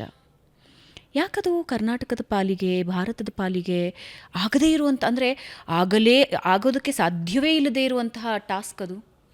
ಒಂದು ತಂತ್ರಜ್ಞಾನ ಇದೆ, ಸ್ವಚ್ಛ ಮಾಡೋದಕ್ಕೆ ಬೇಕಾದ ತಂತ್ರಜ್ಞಾನ ಇದೆ. ನಮಗೆ ನೀರಿನ ಬೆಲೆ ಗೊತ್ತಿಲ್ಲ. ಈಗ ನಿಮ್ಮ ಕುಟುಂಬ 5 ಜನರ ಒಂದು ಕುಟುಂಬ ಇದೆ ಬೆಂಗಳೂರಲ್ಲಿ ಅಂದರೆ, ದಿವಸಕ್ಕೆ ಏನಿಲ್ಲ ಅಂದರೆ 1,000 ಲೀಟರ್ ನೀರನ್ನು ಬಳಸ್ತೀರಿ. ಆ 1,000 ಲೀಟರ್ ನೀರಲ್ಲಿ ಸುಮಾರು 500-550 ಲೀಟರ್ ನೀರನ್ನು ನೀವು ಬಳಸಿದ ನೀರನ್ನು ಮರುಬಳಕೆ ಮಾಡ್ಬೋದು. ಅದನ್ನೇನು ಮಾಡ್ತೀವಿ, ಪಕ್ಕದ ಗಟಾರಕ್ಕೆ ಬಿಟ್ಟಿರ್ತೀವಿ. ಅದೇ ಪ್ರವಾಹ ಆಗಿ ಕೆಳಗಡೆ ಹರಿತಾ ಹೋಗಿ ಹೊಲಸು ನೀರು ಇನ್ನಷ್ಟು ಮನೆಯ ಹೊಲಸನ್ನು ತೊಗೊಂಡೋಗಿ ಕೆರೆ ಸೇರುತ್ತೆ. ನಮ್ಮದು 550 ಲೀಟರ್ ನೀರಿನಲ್ಲಿ ಮರುಬಳಕೆ ಮಾಡೋದಕ್ಕೆ ಸುಲಭ ತಂತ್ರಗಳನ್ನು ಈಗ ಮಾಡಿಕೊಂಡ್ರೆ, ಸುಲಭ ತಂತ್ರಗಳು ಅಂತಂದರೆ ನಾವು ಹೇಳ್ತೀವಿ ಮರಳಿನ ಮೂಲಕ ಹರಿದಾಗ, ಮತ್ತು ಯಾವುದೋ ಹುಲ್ಲಿನ ಜೊಂಡಿನ ಮೂಲಕ ಹರಿದಾಗ. ಇದು ಬೆಂಗಳೂರಲ್ಲಿ ಅಷ್ಟು ಜಾಗ ಇರೋದಿಲ್ಲ, ಕೆಲವು ಕಡೆ ಆ ಥರದ ನೀರು ಶುದ್ಧೀಕರಣ ಆಗ್ತದೆ. ಅಥವಾ ನಮ್ಮ ಕೈತೋಟಕ್ಕೆ ಅದನ್ನು ನಾವು ಬಳಸ್ಬೋದು. ಇವಾಗ ಏನು ಮಾಡ್ತೀವಿ ಅಂದರೆ, ಎಲ್ಲರೂ ಕೈತೋಟಕ್ಕೆ ಗ್ರಾಸ್ಗಳಿಗೆ ನೀರು ಕೊಡೋದು ಯಾವುದು? ಒಳ್ಳೆ ನೀರನ್ನೇ ನಾವು ಕೊಟ್ಬಿಡ್ತೀವಿ. ನಮ್ಮ ಮನೆಯ ಸ್ನಾನದ ನೀರು ಇದನ್ನು ಬಳಸ್ಬೋದು. ಪಾತ್ರೆ ತೊಳೆದ ನೀರು ಇದನ್ನು ಸ್ವಲ್ಪ ಶುದ್ಧೀಕರಣ ಮಾಡಿ ಮತ್ತು ಬಳಸ್ಬೋದು. ತೆಂಗಿನ ಮರಕ್ಕೆ ಅದನ್ನು ಬಳಸ್ಬೋದು. ಅದನ್ನು ಮಾಡಿದ್ರೆ ನೀರಿನ ಮೇಲಿನ ಬೇಡಿಕೆ ಏನಿದೆ ಅದು ಒಂದು ಹಂತಕ್ಕೆ ಕಡಿಮೆ ಆಗುತ್ತೆ. ಇನ್ನೊಂದು ಅಲ್ಲಿ ಕೊಳಚೆ ನೀರು ಹೋಗೋದು ಕಡಿಮೆ ಆಗುತ್ತೆ. ಮಳೆಗಾಲದಲ್ಲಿ ಒಮ್ಮೆ ಸ್ವಚ್ಛ ಆಗುತ್ತೆ ಬೆಂಗಳೂರು ನೋಡಿ, ಜೋರು ಹೋದಾಗ. ಮತ್ತೆ ನೋಡಿ ಮುಂದಿನ ಒಂದು 15 ದಿವಸ ಮತ್ತೆ ಹಾಳು ಮಾಡೋಕ್ಕೆ ಶುರು ಮಾಡ್ತೀವಿ. ಪ್ರತಿ ಸರಿ ಪ್ರಕೃತಿ ನಾವೇನು ತಪ್ಪು ಮಾಡಿದರೂ ಸರಿ ಮಾಡೋ ಪ್ರಯತ್ನ ಮಾಡುತ್ತೆ. ಸಮುದ್ರಕ್ಕೂ ಕೂಡ ಎಷ್ಟೋ ಹೊಲಸೋದ್ರೂ ಕೂಡ ದಡೆಗೆ ತಂದತಾಕತ್ತೆ. ಅಂಥದ್ದೊಂದು ಉದಾಹರಣೆ ನಾವು ಕೊರೋನಾ ಸಂದರ್ಭದಲ್ಲಿ ನೋಡಿದ್ವಿ ಸರ್. ಪ್ರಕೃತಿ ಹೇಗೆ ತನ್ನನ್ನು ತಾನು ಕ್ಲಿಯರ್ ಮಾಡ್ಕೊಳ್ಳುತ್ತೆ ಅಂತ. ಪಂಜಾಬ್ನಿಂದ ನಿಮಗೆ ಹಿಮಾಲಯದ ಬೆಟ್ಟ ಕಾಣ್ತಾ ಇತ್ತು. ವಾಹನ ದಟ್ಟಣೆಯಿಂದ, ವಾಯು ಮಾಲಿನ್ಯದಿಂದ ಅದು ಕಾಣಲೇ ಇಲ್ಲ. ಜನರಿಗೆ ಆಶ್ಚರ್ಯ, ಇಲ್ಲಿಂದ ಕಾಣುತ್ತಾ ಹಿಮಾಲಯ ಅಂತ. ಹಾಗೆ ಬೆಂಗಳೂರಿನ ಬೀದಿಗಳಲ್ಲಿ ನವಿಲುಗಳು ಓಡಾಡ್ತಾ ಇತ್ತು. ಈಗ ಅದೇ ನಮ್ಮ ಕೆಲಸ. ಅದೇ ಪ್ರತಿ ಮನೆಯೂ ಕೂಡ ತಾವು ಪರಿಸರ ವಿಚಾರದಲ್ಲಿ ಏನೇನು ಹೆಜ್ಜೆ ಇಡೋಕ್ಕೆ ಸಾಧ್ಯ ಇದೆ. ನೀರಿನ ಮರುಬಳಕೆ ಮಾಡೋದು, ವಾಟರ್ ಹಾರ್ವೆಸ್ಟಿಂಗ್ ಮಾಡೋದು, ತ್ಯಾಜ್ಯಗಳ ವಿಚಾರದಲ್ಲಿ ಗಮನ ಕೊಡುವಂಥದ್ದು, ಇದೆಲ್ಲ ಮಾಡ್ತಾ ಹೋದರೆ ನಾವು ಏನೇನೋ ಮರಗಳನ್ನು ದತ್ತಕ್ಕೆ ತೊಗೊಂಡು ಬೆಳೆಸುವಂಥದ್ದು ಎದುರುಗಡೆ ಇದೆ. ಅದು ನಾವು ಬೆಳೆಸೋದು. ಆಮೇಲೆ ಇನ್ನು ಅನೇಕರು ಹೇಳ್ತಾರೆ, ದೊಡ್ಡ ಒಂದೊಂದು ಗಿಡ ಬೆಳೆಸೋದಕ್ಕೆ ಎಷ್ಟು 1,500, 2,000, 3,000 ಖರ್ಚಾಗುತ್ತೆ ಅಂತ. ನಾನು ಹೇಳ್ತೀನಿ, ಮಳೆ ಬಂದ ಹೊತ್ತಿನಲ್ಲಿ ನಾವೆಲ್ಲ ಸಸಿ ನೆಡೋದು ಯಾವುದೇ ಬ್ಯಾಗ್ಗಳು ಇದೆಲ್ಲ ಬಳಸೋದಿಲ್ಲ. ಸುಮ್ಮನೆ ಒಂದು ಕೋಲ್ ತಗೊಂಡು ಹೋಗಿ ಎಲ್ಲೋ ಬಿದ್ದಿರೋ ಸಸಿಯ ಬೇರು ಸಹಿತ ಊರ್ತಾ ಹೋಗ್ತೀವಿ. ಬೇರೆ ಏನೂ ಒಂದು ಗುಂಡಿನ ತೆಗೆಯಲ್ಲ ಅಂತ. ಎಷ್ಟೋ ಸಸಿಗಳು ಆರಾಮಾಗಿ ಬೆಳೀತವೆ.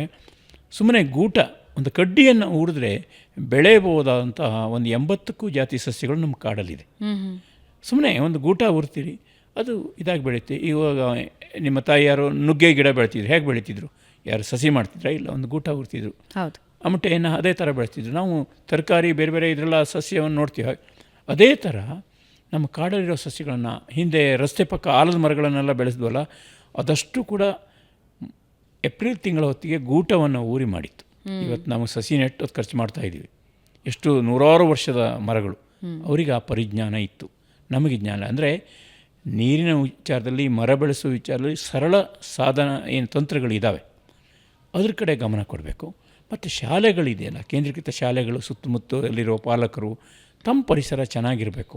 ಒಂಥರ ಸ್ಪರ್ಧೆಯ ರೀತಿಯಲ್ಲಿ ನೋಡಿ, ನಮ್ಮ ಬಡಾವಣೆ ಹಿಂಗೆ ಚೆನ್ನಾಗಿ ಮಾಡ್ತೀವಿ, ಹೆಚ್ಚು ಮರಗಳನ್ನು ಬೆಳೆಸ್ತೀವಿ, ಮರಗಳ ಗಣತಿ ಮಾಡಿ ನಮ್ಮ ಇದರಲ್ಲಿ ಇಷ್ಟು ಮರ ಇದೆ, ಇನ್ನಷ್ಟು ಜಾಸ್ತಿ ಹೇಗೆ ಬೆಳೆಸಬೇಕು, ಆ ಪ್ಲೇಗ್ರೌಂಡ್ ಸುತ್ತ ಇನ್ನೇನು ಮಾಡ್ಬೋದು, ಕಾಂಕ್ರೀಟ್ ಕಟ್ಟೋದು, ಇದೆಲ್ಲ ಹೆಚ್ಚಾಗುತ್ತಿದೆ. ಸೊ ರಸ್ತೆ ಚೆನ್ನಾಗಿದೆ, ಒಳಚರಂಡಿ ವ್ಯವಸ್ಥೆ ಚೆನ್ನಾಗಿದೆ ಅನ್ನೋದರ ಜೊತೆಗೆ ನಮ್ಮಲ್ಲಿ ಇಷ್ಟು ಮರ ಇದೆ ನೋಡಿ, ಇಷ್ಟು ಹಸಿರಿದೆ ನೋಡಿ ಅನ್ನೋದನ್ನ ತಿಳಿಸ್ಕೊಂಡು ನಮ್ಮ ಹ್ಯಾಪಿನೆಸ್ ಇರೋದೇ ಅದರಲ್ಲಿ, ಮರಗಳಲ್ಲಿ. ಅದರಿಂದ ಹಸಿರು ಸೂಚ್ಯಂಕ ಇರಬೇಕಲ್ಲಿ.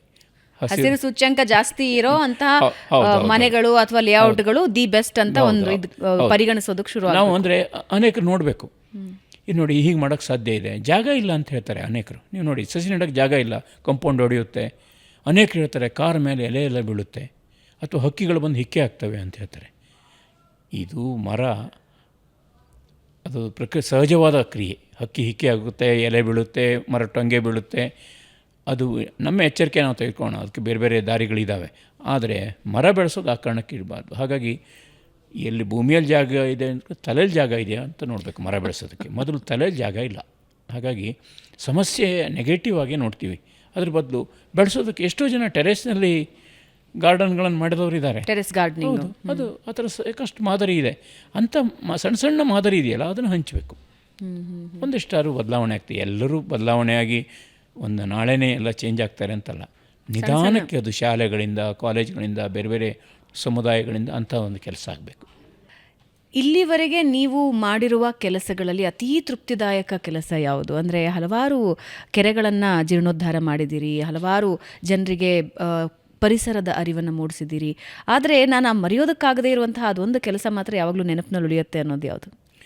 ಒಂದು, ನಮ್ಮೂರ ಹತ್ತಿರ ಒಂದು 1,000 ಎಕರೆ, 500-600 ಎಕರೆ ಪ್ರದೇಶದಲ್ಲಿ ಅರಣ್ಯೀಕರಣದ ನಿರ್ಧಾರ ಆಯಿತು. ಈಗ 2004ನೇ ಇಸ್ವಿನಲ್ಲಿ ಅಕೇಶಿಯಾ ನೆಟ್ಟರೆ ನಮ್ಮೂರಿಗೆ ಆದಾಯ ಬರುತ್ತೆ ಅಂತಿದ್ರು. ಪ್ಲಾಂಟೇಶನ್ ಕಟಾವು ಮಾಡೋದು, ಅಕೇಶಿಯಾ ನೆಟ್ಟರೆ ಆದಾಯ ಬರುತ್ತೆ ಅಂತ. ನಾನು ಅಕೇಶಿಯಾ ನೆಡೋದು ಬೇಡ, ಮಾವು, ಹಲಸು, ಹೆಬ್ಬಲಸು, ಕೋಕಮ್ಮು, ನೆಲ್ಲಿ, ನೇರಳೆ, ಹೀಗೆ 27-28 ಜಾತಿಯ ಸಸಿಗಳನ್ನು ನಾಟಿ ಮಾಡೋದಕ್ಕೆ ನಿರ್ಧಾರ ಮಾಡಿ ಗ್ರಾಮಸ್ಥರೆಲ್ಲರ ಸಹಕಾರದೊಂದಿಗೆ ಒಂದು ಗ್ರಾಮ ಅರಣ್ಯ ಸಮಿತಿ ಮೂಲಕ ಕೆಲಸ ಮಾಡಿದ್ವಿ. 35ಕ್ಕೂ ಹೆಚ್ಚು ಕೆರೆಗಳನ್ನು ಮಾಡಿದ್ವಿ. ಇವತ್ತು ಅವು ಫಲ ಕೊಡ್ತಾ ಇದ್ದಾವೆ. ಏಪ್ರಿಲ್ ತಿಂಗಳಲ್ಲಿ, ಮಾರ್ಚ್ ತಿಂಗಳಲ್ಲಿ ಬಂದರೆ ಕೋತಿಗಳ ಹಿಂಡು, ಪ್ರಾಣಿಗಳ ಹಿಂಡು ಅವು ತಿಂತಾ ಇರೋದು ನೋಡೋದು ಖುಷಿಯಾಗುತ್ತೆ. ದೊಡ್ಡ ಸಂಖ್ಯೆಯಲ್ಲಿ ಆ ಸಸ್ಯಗಳೆಲ್ಲ ಸಕ್ಸಸ್ ತೋರಿಸಿದ್ದಾವೆ. ಎಷ್ಟು ಅಂತಂದರೆ, ನೀವು ಆರಂಭದಲ್ಲಿ ಮಾತಾಡುವಾಗ ಹೇಳಿದ್ರಿ 30% ಸಕ್ಸಸ್ಸು ಅಂತ. ನಮ್ಮ ಸಕ್ಸಸ್ಸು 85-90% ಇದೆ. 30 ವರ್ಷಗಳಲ್ಲಿ ನಮ್ಮ ಅರಣ್ಯದ ಹಳೆಯ ಚಿತ್ರಗಳು, ಸ್ಯಾಟಲೈಟ್ ಇಮೇಜ್ ಏನಿದೆ, ಅದು ಇವತ್ತಿನ ಇಮೇಜನ್ನು ಎದುರುಗಡೆ ಇಟ್ಟರೆ ನಮ್ಮೂರಲ್ಲಿ ಕಾಡು ಹೆಚ್ಚಾಗಿರೋದು ಕಾಣುತ್ತೆ. ಇದಕ್ಕೆ ಕರ್ನಾಟಕ ಅರಣ್ಯ ಇಲಾಖೆಯ ಸಹಾಯವೂ ಇದೆ, ಸ್ಥಳೀಯ ಸಿಬ್ಬಂದಿಗಳ ಸಹಕಾರವಿದೆ, ಗ್ರಾಮಸ್ಥರ ಕೊಡುಗೆ ಇದೆ. ಹಾಗಾಗಿ ಈ ಕೆಲಸ ನಾವು ಮಾಡೋದವಲ್ಲ ಅನ್ನೋ ಖುಷಿ ಇದೆ. ಹಾಗಾಗಿ ಇವತ್ತು ಸೊಪ್ಪಿನ ಬೆಟ್ಟಗಳು ಇದರಲ್ಲಿ ಹೋದರೆ ನೀರು ಸಿಗುತ್ತೆ. ನಮ್ಮ ಜಿಂಕೆ ತಂಡಗಳು ಎಲ್ಲೋ ನೀರು ಹುಡ್ಕೊಂಡು ಹೋಗಬೇಕಿಲ್ಲ. ಇಂಥ ಬೇಸಿಗೆನಲ್ಲೂ ಕೂಡ ಅವು ಕುಡಿಯೋದಕ್ಕೆ ಕಾಡು ಗುಡ್ಡದಲ್ಲಿ, ಒಣ ಪ್ರದೇಶಗಳಲ್ಲಿ ಇವತ್ತು ನೀರಿದೆ. ನಾನು ಒಂದು ಕೆರೆ ಅಂಚಿನಲ್ಲಿ ಒಂದು ತೂಬ್ರು ಮರ ಅಂತಿರುತ್ತೆ, ಬೀಡಿ ಲೀವ್ಸ್ ಅಂತ ಕರೀತಾರೆ. ತೀರ ಒಣ ಪ್ರದೇಶದಲ್ಲಿ ಬೆಳೆಯುವ ಮರ ಅದು. ಆದರೆ ನಾವಲ್ಲಿ ಕೆರೆ ಮಾಡಿಬಿಟ್ವಿ, ಕೆರೆ ಪಕ್ಕ ಮರ ಬಂತು. ಆಶ್ಚರ್ಯ ಅಂತಂದರೆ, ಏಪ್ರಿಲ್ ತಿಂಗಳಲ್ಲಿ ನಾನಲ್ಲಿ ಮಿಂಚುಳ್ಳಿಯ ಫೋಟೋ ಮಾಡಿದ್ದೆ. ಮಿಂಚುಳ್ಳಿ ಯಾವುದಕ್ಕೆ ಹೋಗುತ್ತೆ ಅಂದರೆ, ಮೀನು ಹಿಡಿಯೋಕ್ಕೆ ಬರುತ್ತೆ. ಅದು ಗುಡ್ಡದ ಕೆರೆಯಲ್ಲಿ ಮೀನು ಹಿಡಿಯೋದಕ್ಕೆ ಬಂತಲ್ಲ ಮಿಂಚುಳ್ಳಿ, ಅದರಿಂದ ದೊಡ್ಡ ಅವಾರ್ಡು, ಆಸ್ಕರ್ ಅವಾರ್ಡ್ ಯಾವುದೂ ಇಲ್ಲ. ಕಾಡಿನ ಗುಡ್ಡದಲ್ಲಿ ನೀರಿದೆ ಅನ್ನೋದಕ್ಕೆ ಒಂದು ಮಿಂಚುಳ್ಳಿ ಕೊಡ್ತಲ್ಲ, ಅದು ಅತ್ಯಂತ ಮುಖ್ಯವಾದ ಖುಷಿಯ ಸಂಗತಿ ಆಯಿತು. Wonderful sir.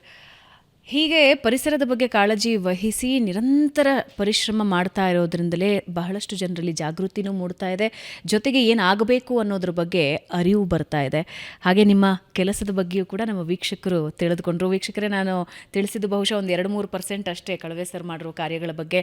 ಅವರ ಕಾರ್ಯವನ್ನು ಹೇಳ್ತಾ ಹೋದರೆ, ಅವರ ಪುಸ್ತಕಗಳ ಸಾಲು ಹೇಳ್ತಾ ಹೋದರೆ ಇನ್ನೂ ಬಹಳತ್ತು ಹೊತ್ತು ಬೇಕಾಗತ್ತೆ.